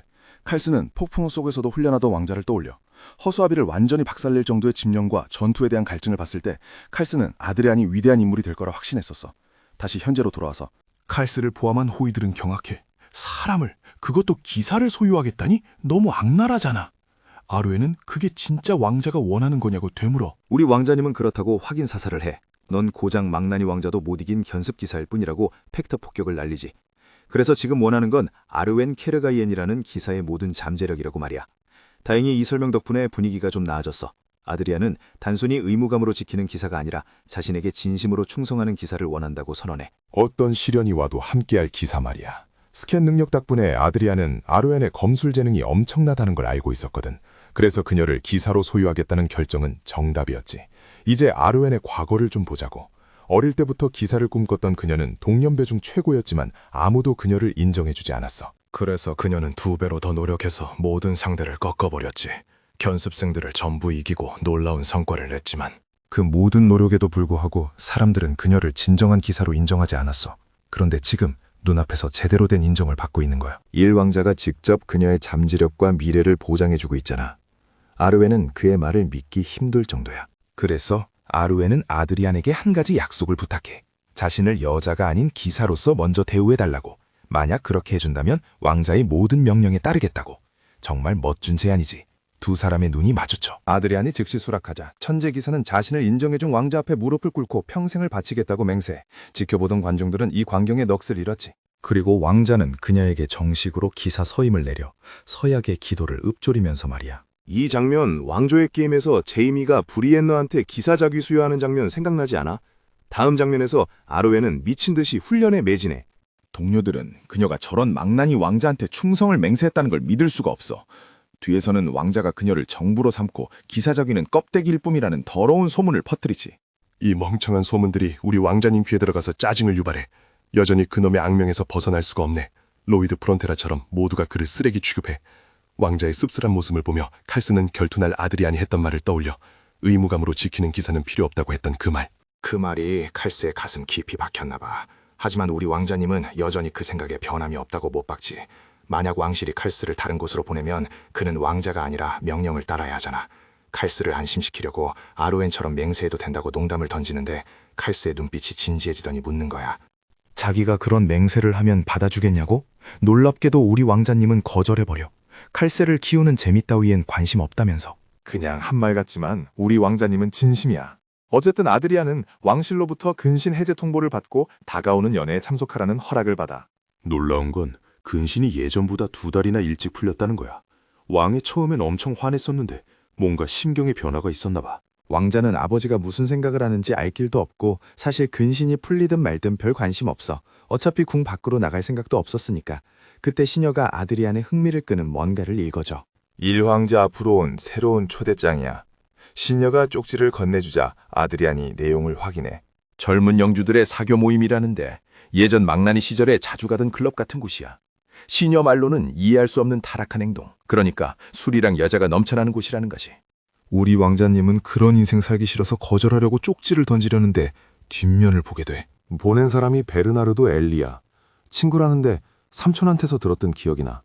엘리 가문은 만화아트 사용을 강력하게 지지하다가 100년 전에 몰락한 가문이거든.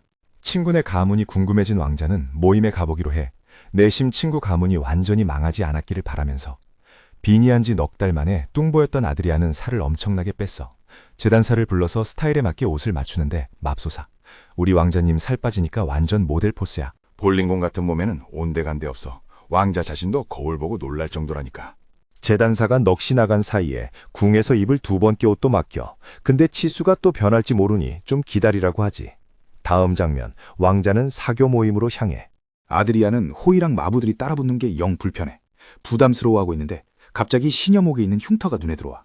알고 보니 시녀가 실수했을 때 예전에 그 망나니 뚱보 왕자가 벌을 줘서 생긴 상처래. 아드리아는 사람들한테 트라우마를 심어준 과거의 자신을 진심으로 경멸하게 돼.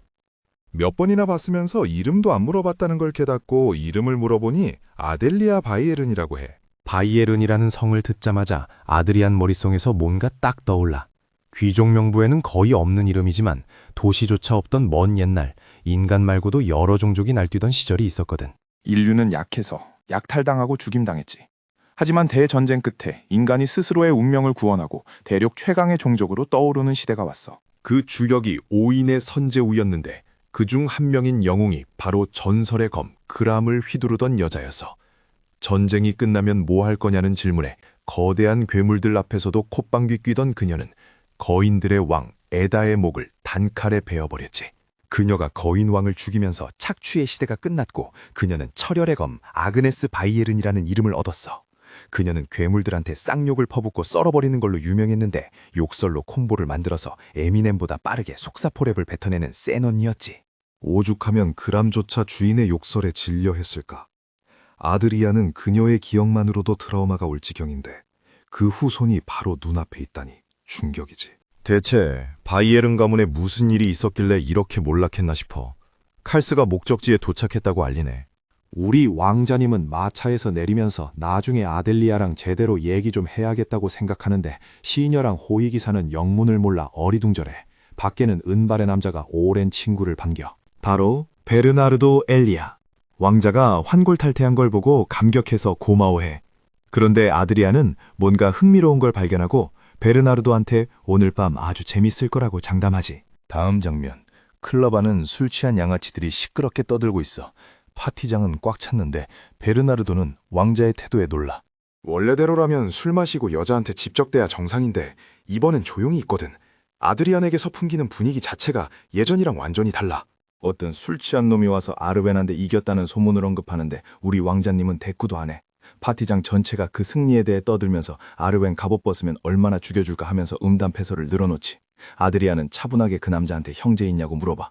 남동생이 있다고 하니까 왕자는 안도해. 왜냐고? 이 자식 인생을 끝장내고 싶은데 대를 이을 놈은 있어야 하니까. 그리고는 주먹을 날려서 남자를 날려버려. 순식간에 분위기가 얼어붙고 다들 술이 확 깨버려. 베르나르도도 굳었어. 아드리아는 이놈한테 동생이 있다는 사실에 기뻐해. 가문의 대를 끊지 않고도 이 녀석의 알을 맘 편히 터뜨릴 수 있으니까.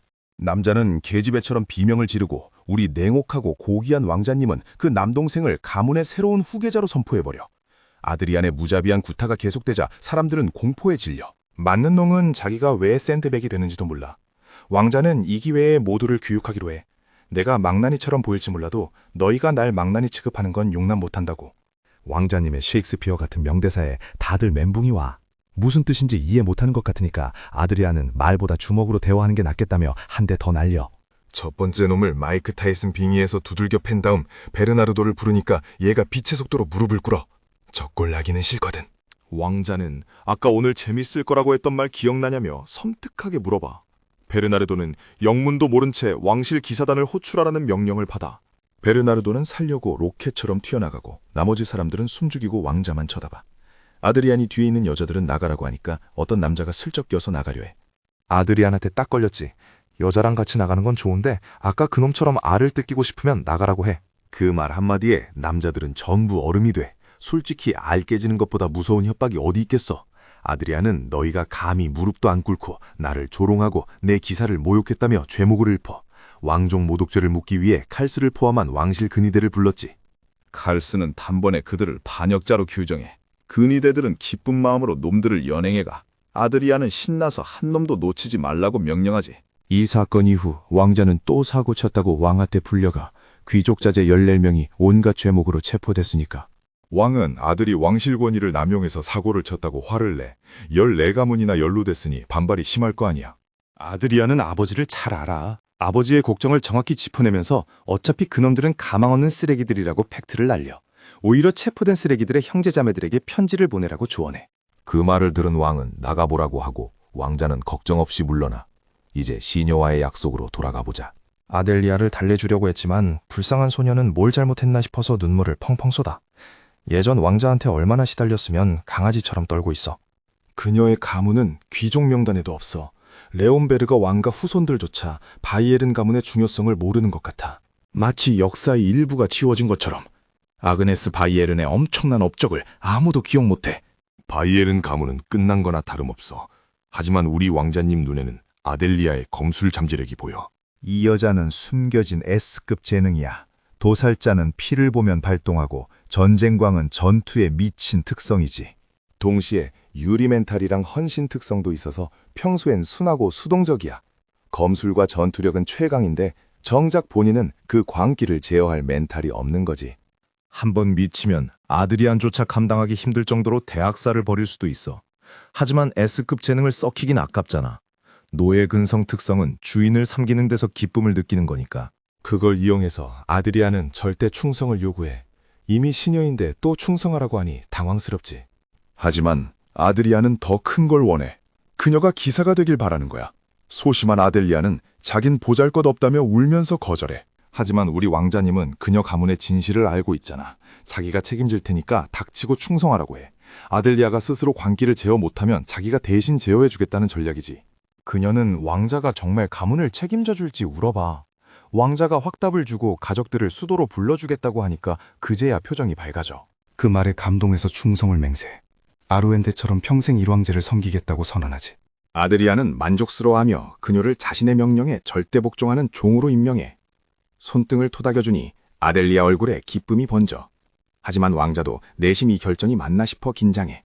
아드리아는 빙의한 이후로 궁에 떠도는 온갖 소문들을 생각해.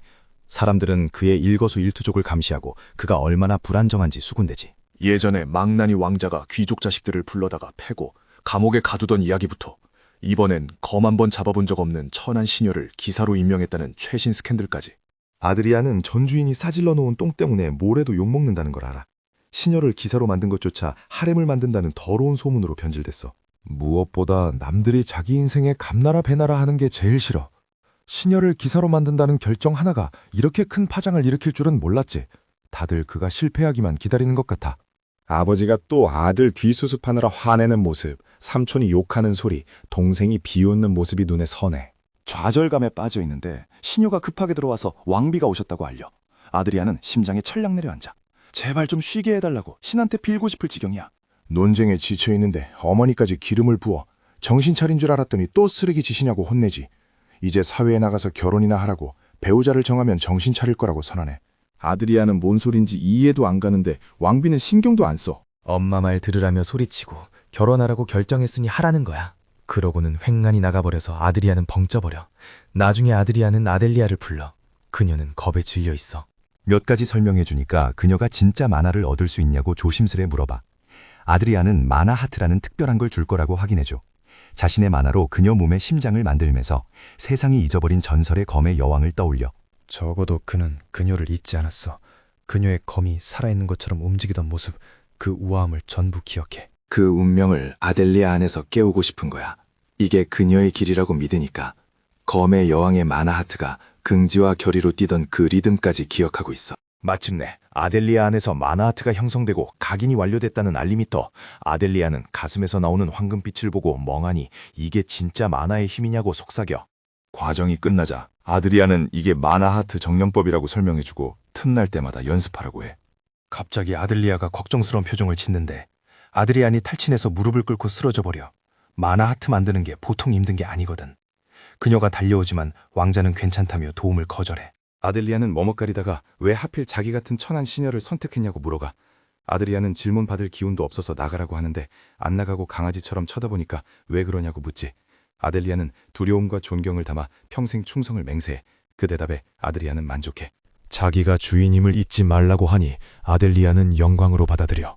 하지만 아드리안이 돌아설 때 아델리아는 그 약속을 왕자가 기대한 것과는 좀 다르게 기억할지도 모른다고 생각해.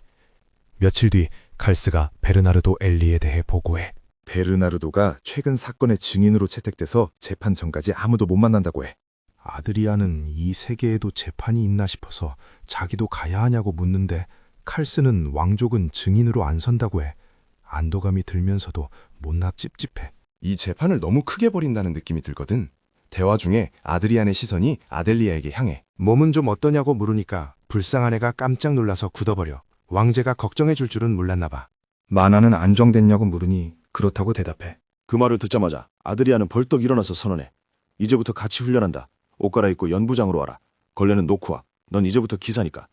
연부장에서 아드리아는 몸을 풀기 시작해. 그런데 삼촌 발레아르트가 방해를 해.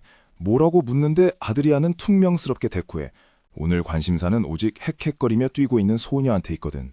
아드리안이 삼촌한테 소문 들었냐면서 쟤를 기사로 만들 거라고 대놓고 말해. 발레아르트는 바로 화를 내지. 늘 그렇듯 멀쩡한 처녀를 억지로 기사로 만든다며 시간 낭비하지 말라고 비난해. 아드리안도 지지 않고 내일의 참견 좀 그만하라고 쏘아붙여. 둘이 으르렁거리는 사이에 아델리아가 10바퀴를 다 돌고 쓰러져. 발레아르트는 쳐다보지도 않아. 아델리아는 숨을 헐떡이며 못 뛰어서 죄송하다고 빌어. 아드리아는 신경 쓰지 말라며 목검을 쥐어줘. 오늘은 기본 자세만 가르쳐주겠다며 시범을 보이고 따라해보라고 하지. 그 다음 장면, 모두가 얼어붙어. 마치 발레리나처럼 아델리아가 움직이기 시작해. 스텝은 부드럽고 자세는 완벽해. 검이 움직임을 따라 우아하게 흐르지. 발레아르트랑 아드리안 둘 다 멍하니 서서 한 번 보고 완벽하게 따라하는 그녀를 쳐다봐. 다 하고 나서 아델리아가 맞게 했냐고 조심스레 물어보지. 아드리아는 처음으로 등골이 서늘해져. 두려움이 엄습해. 이 속도라면 금방 자기를 뛰어넘을지도 몰라. 약자가 강자를 두려워해야 통제가 되는데 그녀가 더 강해지면 위험할 수도 있다는 씁쓸한 생각이 들어. 하지만 발레아르트가 탐욕스러운 눈으로 아델리아를 보는 걸 눈치채고 생각이 끊겨. 아드리아는 삼촌한테 다가가서 헛된 생각하지 말라고 경고해. 발레아르트는 비웃으며 니까짓 게 감당할 재능이 아니라고 무시해. 검 잡은 지 몇 달밖에 안 된 초보 주제에 말이야. 여기서 아드리안 뚜껑이 열려. 무시당하는 건 못 참지. 거인 왕, 광룡, 수많은 생명의 피를 마신 존재들의 깊이를 담은 마나하트가 요동쳐. 영혼의 일부가 분노의 반응에 깨어나. 붉은 불꽃이 몸을 감싸고 기세가 폭발해. 차가운 관이로 삼촌을 노려보며 아델리아는 내 거라고 선언해. 쳐다보지도 말고 생각지도 말라고 경고해. 내 거 건드리는 거 제일 싫어한다고. 그 순간 현실 감각이 흐릿해지는 걸 느껴. 의식이 차갑고 어두운 곳으로 빠져들어 삶도 죽음도 느껴지지 않는 기묘한 상태야. 위험하다는 걸 직감해. 이러다간 몸이 검과 합쳐지고 영혼이 마검 블랙혼에게 먹힐지도 몰라. 아드리아는 그걸 허락할 수 없어. 그는 내면의 악마와 싸워 마검의 힘을 다시 가두는 데 성공해. 천천히 아드리안으로 돌아오는데 마침 삼촌의 연설이 끝나가고 있어. 삼촌은 평범한 기사 하나가 10,000명을 구하고 뛰어난 기사가 수백 명을 지킨다는 둥 거창한 소리를 해대. 아드리아는 듣는 둥 마는 둥 해. 삼촌은 단순한 가족이 아니라 북부의 사령관, 시체와 전쟁터에서 군대를 이끄는 사람이야. 그래도 아드리아는 그 설교에 관심 없어. 무관심한 태도에 삼촌이 또 화를 내려고 하는데 아델리아가 드디어 입을 열어. 그녀는 자신의 몸과 영혼이 아드리안일 것이라며 삼촌의 말을 따르지 않겠다고 선언해. 아드리안은 그녀의 결의에 뿌듯함을 느끼며 삼촌을 향해 비웃음을 날려. 원래 살 빼주려고 훈련시킨 건데 이 정도면 더 가르칠 게 없다고. 삼촌한테 이제 그만 꺼지라고 말해. 삼촌은 화가 나서 씩씩거리며 돌아가. 하지만 그날 이후로도 계속 궁에 찾아와서 멀리서 아델리아 훈련하는 걸 지켜봐. 아드리안이 개입하지 말라고 원포를 왔으니 삼촌은 그저 지켜볼 수밖에 없어. 그 오만한 양반이 끙끙대는 꼴을 보는 게 아드리안에겐 묘하게 재밌는 구경거리가 됐지. 얼마 지나지 않아 아델리아가 다시금 검을 들고 자세를 잡는데 아드리아는 자기 눈을 의심할 수밖에 없었어. 세상에 그녀가 벌써 검의 공명, 르네상스를 익혀버린 거야. 그는 진심으로 기뻐하며 박수를 보냈고 아델리아도 처음으로 뿌듯한 표정을 지었지. 하지만 이 평화로운 순간은 그리 오래 가지 못했어. 삼촌이 또다시 난입해서는 아드리안이 아일에게 마나하트까지 가르쳤냐며 따져 묻기 시작한 거야. 아드리안이 그렇다고 인정하자마자 삼촌의 분노가 폭발해버렸지. 그는 고래고래 소리를 지르며 혼자만 알고 있어야 할 비기 대신 웬 잡스러운 여행용 속임수나 가르친다며 아드리안을 몰아세웠어. 아드리안은 날카롭게 돌아서서 당장 나가라고 명령했어. 그러자 삼촌은 즉시 저주를 퍼붓고 소리쳤지. 훨씬 더 좋은 길이 있고 아들리아에겐 상상도 못할 잠재력이 있었는데 아드리안 니놈이 그걸 다 망쳐놨다는 거야. 아드리안은 차분함을 유지하며 경호원에게 삼촌을 밖으로 모시라고 지시했어. 삼촌은 감히 전한 경비병 따위가 몸에 손을 대게 할 수 없다며 씩씩거리고 제 발로 나가버렸지. 긴장이 좀 풀리자 아델리아는 조용히 아드리안에게 물었어. 자신이 배우고 있는 기술이 정말로 하찮은 속임수에 불과하냐고 말이야. 아드리안은 단호하게 부정했어. 삼촌이 뭘 몰라서 하는 소리라고 딱 잘라 말했지. 진실을 말하자면 이 현대의 사람들은 진짜 마나하트가 무엇인지 완전히 잊어버렸다는 거야. 만약 알았더라면 헌신짝처럼 내다버리지는 않았을 테니까.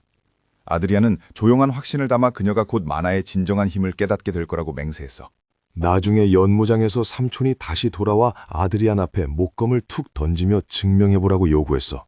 삼촌은 딱 하나의 링, 즉 일서클만 쓰겠다고 선언했지. 만약 아드리안이 자신을 반걸음이라도 물러나게 한다면 그때는 아드리안의 지식과 힘을 인정하겠다고 말이야. 아드리안은 검을 집어들고 차분하게 내기 조건이 뭐냐고 물었어. 삼촌은 만약 아드리안이 이기면 소원 하나를 들어주겠다고 했지. 그게 뭐든, 심지어 가문의 비익이라 할지라도 말이야. 사실 아드리안이 진짜 원하는 건 그게 아니었지만 일단은 망설임 없이 조건을 받아들였어. 아드리안은 즉시 앞으로 돌진하며 삼촌의 목을 정면으로 노렸어. 삼촌은 그저 비웃으며 아드리안이 목을 노릴 줄 뻔히 알고 있었다는 듯 말했지. 예상대로 아드리안은 삼촌의 목을 노리고 또 노리며 계속해서 공격을 퍼부었어. 공격 하나하나가 빠르고 날카로웠지만 삼촌은 그 모든 걸 너무나 쉽게 피해버렸지. 그는 힘들이지 않고 움직이며 공격을 흘려보내다가 마침내 아드리안의 검을 막아내고는 가볍게 밀쳐내며 물었어. 고작 이게 다냐고. 그러고는 아드리안을 밀어내며 벌써 포기했냐고 조롱까지 했지. 아드리안은 이를 꽉 깨물었어. 그는 고집이 센 편이었고 삼촌이 정말 참을 수 없을 만큼 짜증났거든. 하지만 딱 하나 부정할 수 없는 사실은 삼촌이 무시무시하게 강하고 똑똑하다는 거였어. 삼촌은 아드리안이 마나를 끌어올리는 순간을 기다리고 있어서 그래야만 훨씬 더 처참한 패배를 안겨줄 수 있으니까. 하지만 아드리안은 그런 만족감을 줄 생각이 추호도 없었지. 그런 생각을 하며 그는 혼잣말을 시작했어. 400년 전에는 수많은 마나하트가 존재했고 마나하트를 가진 기사들이 믿을 수 없는 업적을 이뤄냈는데 참 이상하다고 말이야. 그런데 나중에 좀 쓸만한 기술이 등장하자마자 다들 마나하트는 까맣게 잊고 그 새로운 기술로 갈아타버렸다는 거지. 시간이 흐르면서 사람들은 마나체인 기술이 마나하트보다 훨씬 우월한 마나 운용법이라고 믿기 시작했어. 베일 발라하드는 그가 중얼거리는 소리를 듣고 도대체 무슨 말을 하려는 거냐고 물었지. 아드리안은 차분하게 대답했어. 그 믿음에 전적으로 동의하지 않으며 애초에 비교 자체가 잘못되었다고 말이야. 아드리안은 마나하트가 약했던 게 아니라 언제나 그 주인이 약했을 뿐이라고 말했어. 그는 모든 마나하트가 깨지기 쉽거나 열등한 건 아니라고 분명히 못 박았지. 그러고는 베일에게 게스타 상크토룸, 즉 무은시에 대해 들어본 적이 있냐고 물었어. 베일은 당장 닥치라며 쏘아붙였지. 연무장은 칼과 주먹을 나누는 곳이지 노래나 시 따위를 읊는 곳이 아니라면서 말이야. 아드리안은 그저 피식 웃으며 마나하트를 저급한 기술이라 부르는 당신이야말로 멍청이라고 말해줬어. 그 말과 함께 아드리안은 가슴 깊이 새겨진 시를 읊기 시작했지. 영웅적인 무투가가 되기를 꿈꾸던 20명의 훈련생을 상대로 100번의 전투를 승리했던 그 노예를 말이야. 말이 흘러나오자 무운시 게스타 상크토롬이 형상을 갖추기 시작했어. 힘이 그의 몸을 타고 솟구쳤지. 그가 읊는 시구마다 승리의 기운이 몸으로, 팔로, 그리고 마침내 칼날로 쏟아져 들어갔어. 천천히 그의 검이 빛나기 시작하며 솟아오르는 빛으로 시에 화답했지. 시스템 알림창이 뜨면서 대련의 시 효과가 발동되었다고 알렸고 아드리안의 주변으로 만화가 흐르기 시작했어. 하지만 베일은 여전히 감흥 없다는 듯 아드리안이 무슨 짓을 하든 소용없을 거라고 말했지. 아드리안이 마나하트에 의존하는 한 마나체인을 능가할 수는 없다는 거야. 아드리안이 삼촌을 향해 돌진했지만 베일은 검으로 가볍게 피해버렸어. 반지의 마나가 마나하트의 흐름을 역류시키며 아드리안을 살짝 뒤로 날려보냈지. 하지만 사실 이 시를 마스터하기 위해 아드리아는 100번 넘게 훈련했고 반지의 만화를 1000번 넘게 견뎌냈었어. 그 100번의 대련 동안 그는 상대방의 만화 파동을 1000번이나 경험했던 거야. 그는 검을 내리찍으며 얼룩진 하늘의 힘을 해방했어. 이제 그의 칼날은 제법 그럴듯한 위용을 갖췄지만 다시 공격했을 때 베일은 또 한 번 피해버렸어. 아드리안이 멈추지 않고 계속해서 공격을 퍼붓자 처음으로 베일의 얼굴에 당황한 기색이 스쳤지. 베일은 아드리안이 밀어내기 위해 전력을 모았어.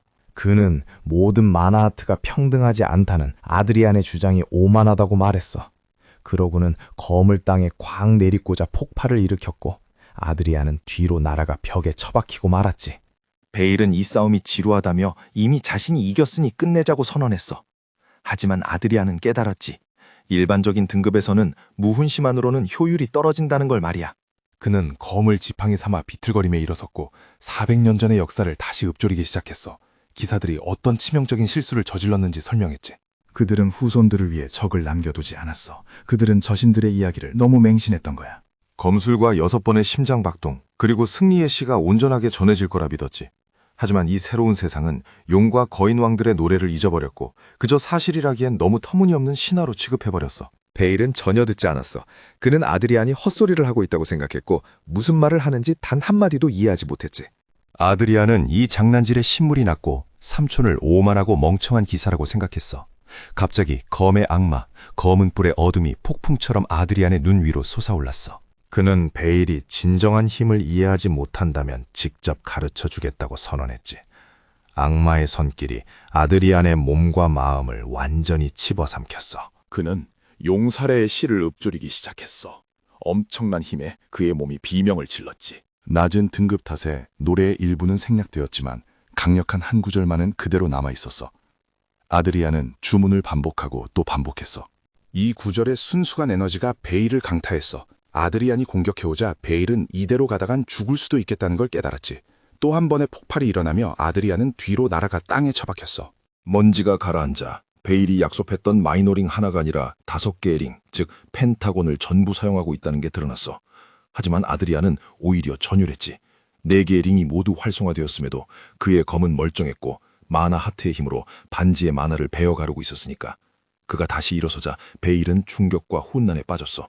베일은 반지의 마나가 마나하트를 능가할 거라 예상했지만 그렇지 못했어. 아드리안은 삼촌을 똑바로 쳐다보며 차분하고 단호하게 선언했지.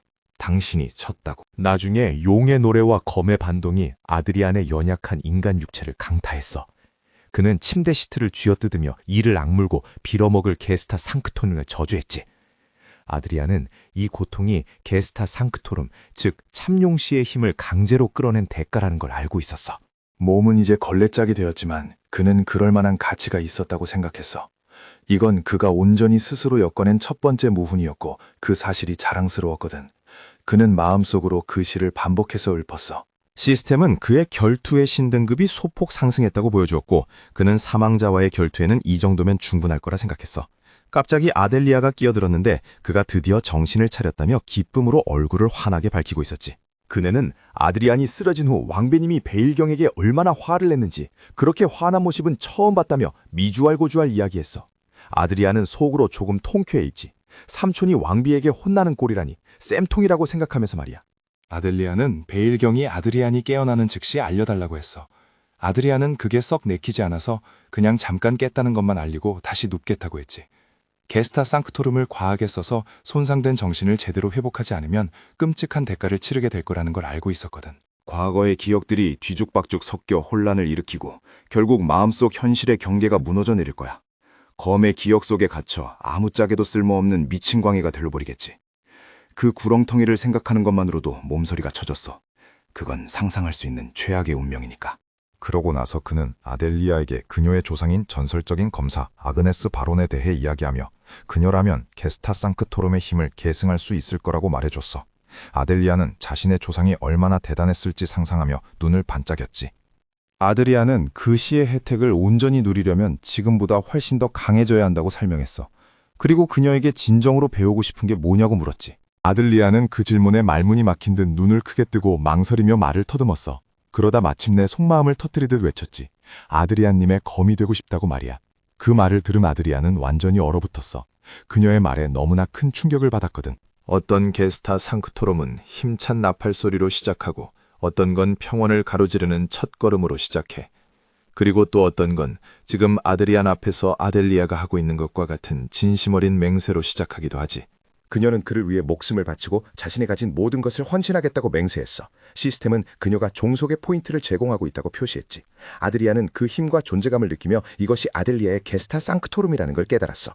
어떤 게스타 상크토름은 타인에게 영향을 미치기도 하는데 이 경우에는 새로운 게스타 상크토름이 탄생한 거야. 성소가 형성되며 지배의 포인트가 만들어졌어. 종속의 포인트는 주인과 하인을 연결하는 고리였고 아드리아는 멍하니 있을 수밖에 없었지. 검의 여왕의 후예가 그의 앞에서 이런 형태의 종속을 맹세하더니 예상치 못한 기적이 일어난 거야. 그는 이제 자신이 갖게 될 모든 힘을 생각하며 미소 지었어. 아델리아의 종속이 그를 향하고 있는 한 그녀의 성장은 곧 그의 성장이 될 테니까. 그는 그녀의 호의에 감사를 표했고 아델리아는 존경 어린 눈빛으로 그를 바라보았어. 아델리아는 그녀가 어떤 도움이나 이점을 줄지 아직 정확히는 몰랐지만 미래에 대해서만큼은 확신을 느꼈지. 며칠 뒤 아드리아는 왕궁에서 지루해 죽을 지경이었어. 어머니가 다가와 좀 괜찮냐고 물었지. 아드리아는 질문받는 걸 딱 질색했고 원래 몸주인이 소중하게 여기던 사람들을 대하는 걸 어려워했어. 그는 어머니와도 어색하기 짝이 없었어. 어머니는 다소 풀이 죽은 모습으로 삼촌을 원망하냐고 묻더니 삼촌이 진짜로 해를 입히려던 건 아니었다며 감싸주려 했지. 그러니 아드리안이 나쁜 감정을 가지고 있더라도 그냥 털어버리라는 거야. 아드리안이 그런 감정 없다고 대답하자 어머니는 오히려 소리를 지르며 분명히 그래야만 한다고 강요했어. 아드리아는 도대체 어머니가 자신에게 뭘 원하는 건지 혼란스러웠어. 그날 삼촌의 자존심과 오만을 날려버린 이후로 견디기가 꽤 힘들었거든.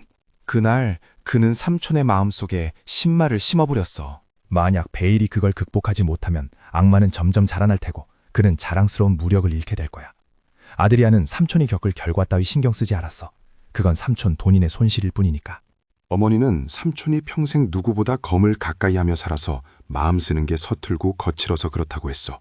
하지만 최근 베일은 아드리안을 꽤 아끼는 눈치였고 심지어 왕을 직접 설득해 감금령을 일찍 풀게 해줬다는 거야. 감금령이 풀리자마자 아드리안이 난동을 부려서 삼촌을 곤란하게 만들었지. 아드리안은 그때야 삼촌이 화낼 만한 타당한 이유가 있었다는 걸 깨달았어. 그런데도 자기는 삼촌이 나한테 해준 게 뭔데? 라며 버르장머리 없고 배은망덕한 애새끼처럼 굴었던 거야. 회복하는 동안 니콜로 마키아델리라는 늙은 학자가 가정교사로 초빙되었어. 당연히 아드리안 레온베르거는 협조를 거부했지. 늙은 학자와 칼스 그리고 아델리아는 왕자가 바닥을 뒹굴며 댄스는 골을 지켜봐야 했어. 니콜로는 격려의 말을 건네보려 했지만 버릇없는 왕자는 그걸 삐딱하게 받아들였어. 조금 진정이 되자 아드리아는 이미 필요한 건 다 알고 있으니 수업 따위 필요 없다고 우겨댔지. 그가 워낙 강경하게 나오니 니콜로는 대안을 제시했어. 그냥 같이 놀면서 여러 주제로 대화나 나누자고 말이야. 만약 도움이 필요 없다는 걸 증명한다면 학자는 다시는 찾아오지 않겠다고 약속했어. 그날 하루가 끝날 무렵 왕자는 인간의 본성에 대한 학문적 토론에 열정적으로 참여하며 눈을 반짝이고 있었지. 니콜로는 그들이 깊이 파고든 주제에 맞춰 읽을 만한 책까지 추천해줬어. 그 책에서는 군주와 신하의 관계를 일종의 계약으로 묘사하고 있었지. 군주는 권력의 핵심들에게 군사적, 경제적 권한의 일부를 제공하고 권력의 핵심들은 충성심으로 군주를 왕좌에 유지시킨다는 거야. 그와 안으로 살아온 긴 세월 동안 아드리아는 관계란 주고받는 것이라고 믿게 되었어. 어느새 하루가 훌쩍 지나가 버렸지. 늙은 학자가 책상을 정리하고 수업을 마쳤어. 니콜로가 작별 인사를 했을 때 왕자는 입이 귀에 걸릴 듯 웃고 있었어. 그렇게 신나게 떠들어본 건 난생 처음이었거든. 문이 닫히는 소리를 듣자마자 아드리아는 무슨 일이 일어났는지 깨달았어. 자기도 모르게 낚여서 원치도 않던 정규 강의를 풀코스로 들어버린 거야. 그 영감님 꽤 교활하더라고. 하지만 니콜로 역시 일왕자에게 놀란 건 마찬가지였어. 그 아이는 소문으로 듣던 것과는 완전히 달랐거든. 훈련도 금지당하고 니콜로의 수업에서도 해방된 상태. 왕자의 스케줄은 텅 비었고 그는 심심해 죽을 지경이었어. 인생의 선택을 후회하며 침대에서 뒹굴거리기도 전에 손님, 바로 삼촌 베일발라드가 그를 일으켜 세웠지. 아델리아가 삼촌을 맞이했어. 마지막 대련 이후 며칠 만이었지. 베일의 안색은 끔찍했어. 사악한 조카가 심어놓은 신마를 아직 극복하지 못한 게 분명했지. 오늘 삼촌이 온 건 오직 사과하기 위해서였어. 자신과의 약속을 어기고 왕자에게 큰 부상을 입혔으니까. 변명은 하지 않겠다고 했지. 비록 아드리안의 부상은 무리하게 힘을 써서 생긴 고통스러운 결과물이었지만 삼촌은 왕족을 다치게 했다는 사실에 괴로워하고 있었던 거야. 실수를 바로잡기 위해 베일 삼촌은 아이가 요구하는 건 뭐든지 들어주겠다고 제안했어. 눈이나 팔을 내놓으라고 해도 기꺼이 죗값을 치르겠다고 말이야. 결국엔 그러겠지. 아드리아는 하찮은 신마에 갇힌 이 재능 있는 남자가 안쓰러워서 관대하게 넘어가 주기로 했어. 왕자는 요구사항을 말했어. 그냥 밖에 좀 나가고 싶다고. 강제 감금 기간도 끝났으니 자유롭게 다닐 수 있어야 하잖아. 하지만 왕자가 말한 건 당일치기 소풍이 아니었어. 그는 수도 밖으로 아주 멀리 떠돌아 다닐 계획이었지. 일정을 잡는데 시간이 걸려 태고 너무 먼 곳을 갈 수도 없는 노릇이었어. 베일은 그 요청을 받아들였고 즉시 실행에 옮기기 위해 바쁘게 움직였지. 삼촌이 떠난 후 왕자는 방에 칼스와 단둘이 남았어. 칼스는 모시는 분이 좀 더 무리한 요구를 할 줄 알았나 봐.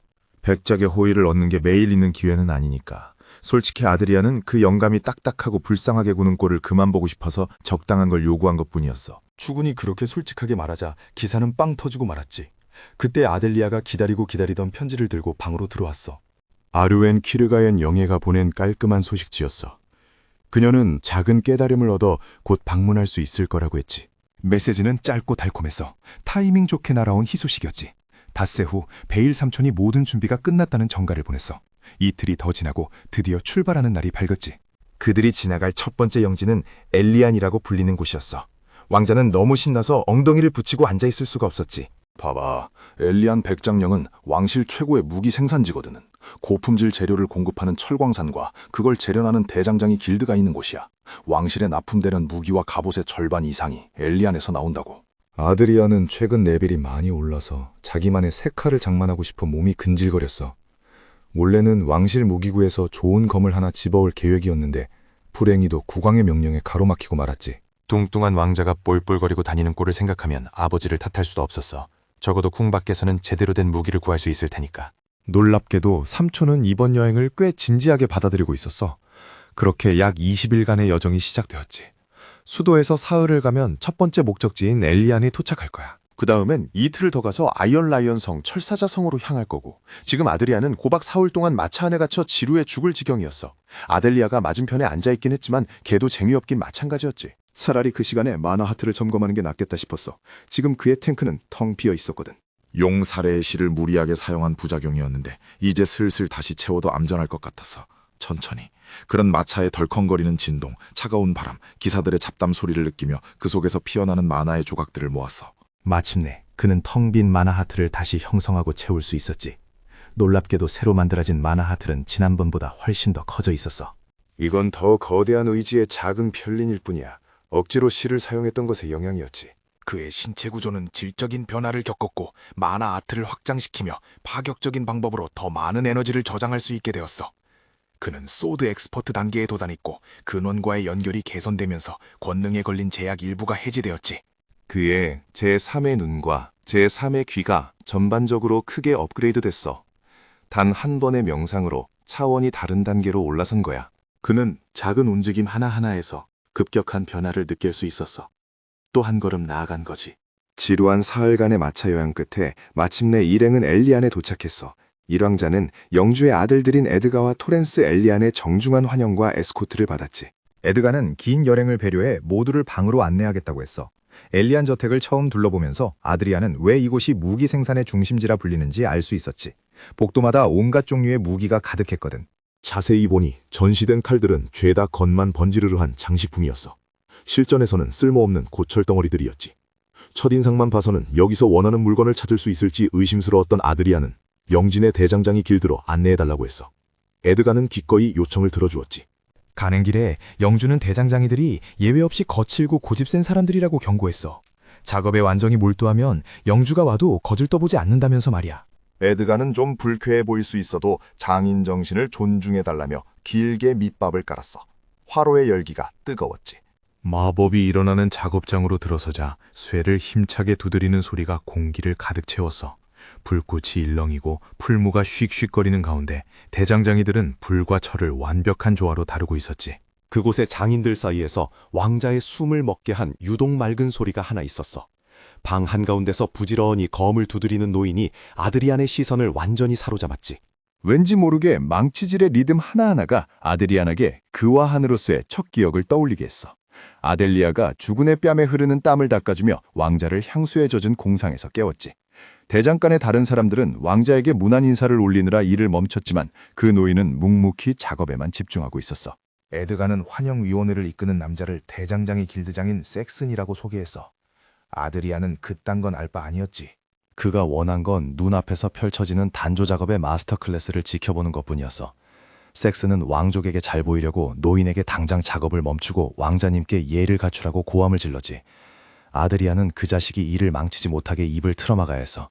텅 빈 작업대와 다른 대장장이들의 불편한 표정을 보니 길드장이 시키지도 않은 짓을 하느라 다들 끌고 나온 게 분명했거든. 존중의 표시로 아드리아는 대장장이들에게 다시 일하라고 부탁했어. 모두가 제자리로 돌아가자. 왕자는 다시 그 절대적인 명장면에 집중했어. 우통을 벗은 노인이 뜨거운 강철을 망치로 반복해서 두드리는 모습을 멍하니 지켜봤지. 왕자는 그 과정에 완전히 매료되었어. 그는 불타는 세상이 한가운데 서 있었지. 존재해온 모든 세월을 통틀어 이런 감각은 처음이었어. 대장간을 나온 후 에드가는 그 노인이 지난 반년 동안 똑같은 검을 만들고 녹이기를 반복하고 있다고 설명했어. 그 노인이 만든 검은 하나같이 명작이라고 했지. 괜히 명작이라 불리는 게 아니었어. 어느 하나 품질이 떨어지는 게 없었는데도 그는 전부 다 다시 녹여버렸다는 거야.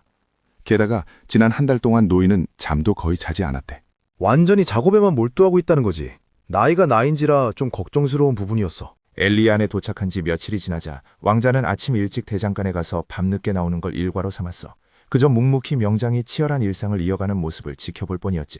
왕자의 방문으로 인한 긴장감과는 달리 그는 아무런 사고도 치지 않았어. 엘리안에서의 체류도 결국 마지막 날에 이르렀지. 떠나는 날, 명장은 평소보다 더 격렬하게 작업하고 있었어. 왕자는 완성품을 볼 때까지 머물고 싶었지만 그게 얼마나 걸릴지 알 수 없었지. 깊은 아쉬움을 남긴 채 떠날 수밖에 없었어. 처리해야 할 일이 산더미였으니까. 출발 전날 밤 아드리아는 사람들에게 송별연회를 준비하라고 명령했어. 연회가 끝나고 다음 날 아침 일찍 에드가가 방문을 두드리며 달려왔어. 명장이 검을 완성했다며 흥분해서 소리치고 있었지.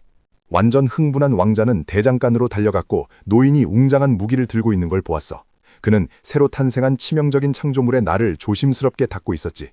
100% 깨끗하고 날카로워지자 명장은 기꺼이 그 무기를 왕자에게 바쳤어. 칼날을 보는 순간 아드리아는 그 순간을 완벽하게 요약하는 단어를 떠올릴 수 있었어. 지평선 위로 떠오르는 태양처럼 달궈졌다가 왕실의 붉은 누부와 같은 색조로 식어간 무기.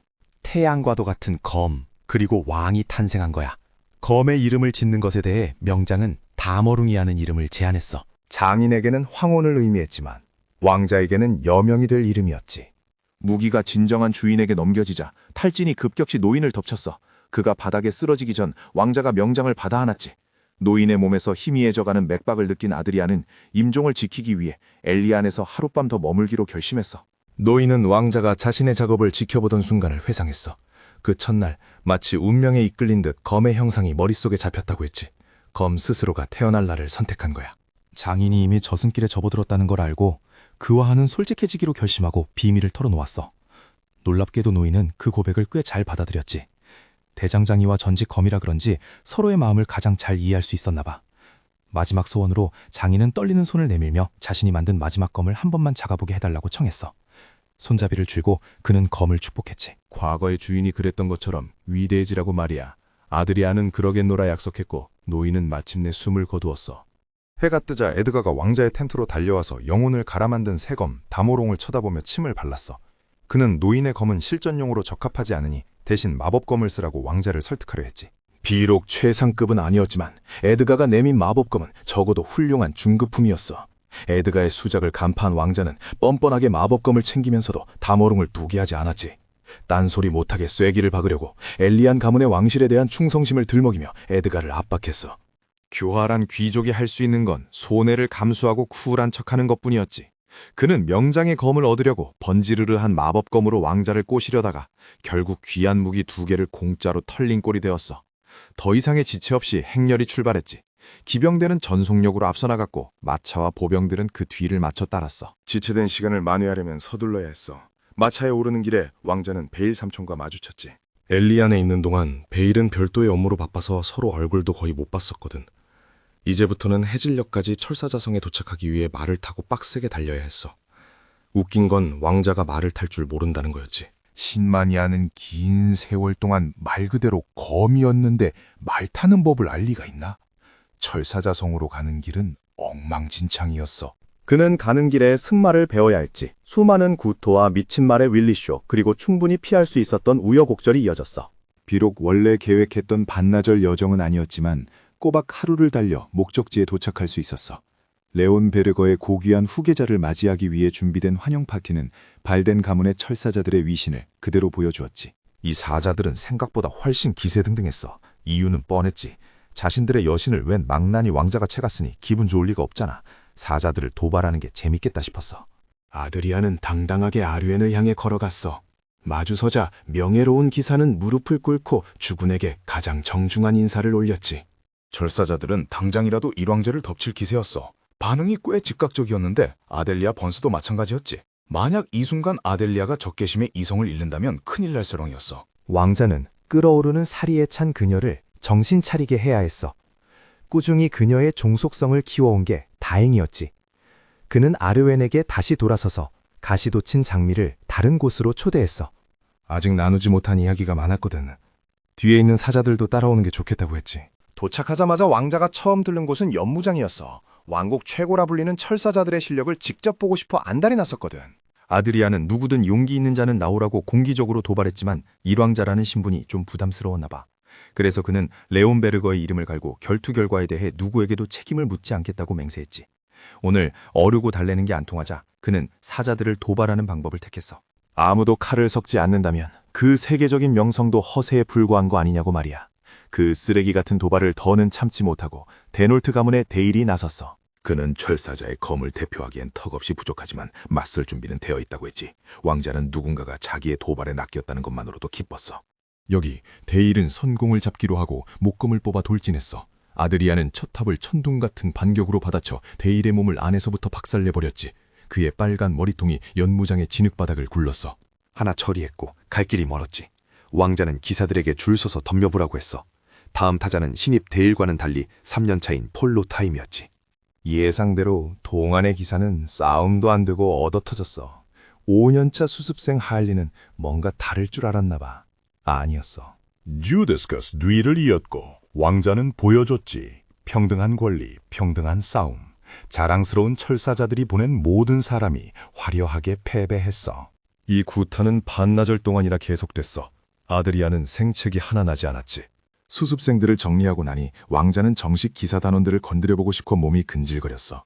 문제를 좀 더 일으키려고 그는 큰 소리로 아르웬이 집으로 가는 길에 동행할 거라고 발표했지. 가시도친 장미는 주저함 없이 주군의 뜻을 받아들였어. 이 간단한 속임수로 철사자의 정식 단원 중 하나를 일으켜 세울 수 있었지. 그 기사는 왕자가 도박을 좋아한다는 소문을 듣고 분위기를 띄울 겸 작은 내기를 제안했어. 기사가 멍청하게 망신당하기 전에 아드리아는 딱 잘라 말하며 아르웬은 토너먼트 상품이 아니라고 못 박았지. 다른 걸 걸라고 했어. 대신 그는 낡아 빠진 연습용 검을 던져버리고 칼스에게 진짜 검을 달라고 했지. 일왕자는 마법검을 뽑아들고 결투에 판돈으로 걸었어. 눈썰미가 있는 사람이라면 누구나 그 마검이 예사롭지 않은 보물이라는 걸 단번에 알아봤을 겁니다. 하지만 아르웬은 이런 상황이 영 불편했나 봐요. 차라리 자기가 상품이 되겠다고 자청하고 나섰으니까요. 세상에, 고작 검 한 자루보다 그녀가 1000배는 더 귀하고 소중한 존재인데 말이죠. 미래의 소드마스터가 지닌 가치는 잘 단련된 쇠붙이 따위와는 비교조차 할 수 없죠. 결국 파렌하이트 가문의 일원이자 철사자 기사단의 정식 기사가 그 도전을 받아들였습니다. 그는 거의 3사슬의 경지를 뚫기 직전이었어요. 기본적으로는 2사슬의 실력자라고 봐야겠죠. 그가 든 검은 명장이 만든 17번째 명검이었습니다. 공정한 승부를 위해 그 역시 이 귀한 무기를 걸고 1대1 결투에 임하기로 했죠. 왕자님도 이번 싸움은 좀 더 진지하게 받아들이기로 했나 봅니다. 드디어 주무기를 꺼내 드셨거든요. 그의 손에 들린 건 명장이 완성한 100번째이자 마지막 걸작이었죠. 불과 며칠 전 더넴 역시 자신의 사슬을 뜨겁게 달구며 준비를 마친 상태였습니다. 비록 왕자님이 걷는 검의 길에 동의하진 않았지만 그 경지에 오르기까지 쏟은 피나는 노력만큼은 분명해 보였으니까요. 그 열정에 대한 존중을 담아 더넴은 이 결투에 모든 것을 쏟아붓겠다고 맹세했습니다. 에이드리아님은 사람들이 자신의 만화 신법을 두고 훈수 두는 게 영 익숙해지질 않나 봅니다. 자신에게 향하는 존경은 고생한 아랫사람들에게 돌아가야 한다고 배웠으니까요. 대신 왕자님은 수습기사인 아델리아에게 곧 벌어질 광경을 똑똑히 지켜보라고 당부했습니다. 이 길은 앞으로 두 사람이 함께 걸어가야 할 길이니까요. 주군의 기세에 감화된 탓일까요? 아델리아는 무의식적으로 뒤에서 그의 파장에 한치의 오차도 없이 동조하고 있었습니다. 왕자님이 원하고 필요로 하는 일이라면 무엇이든 해낼 준비가 된 상태로 말이죠.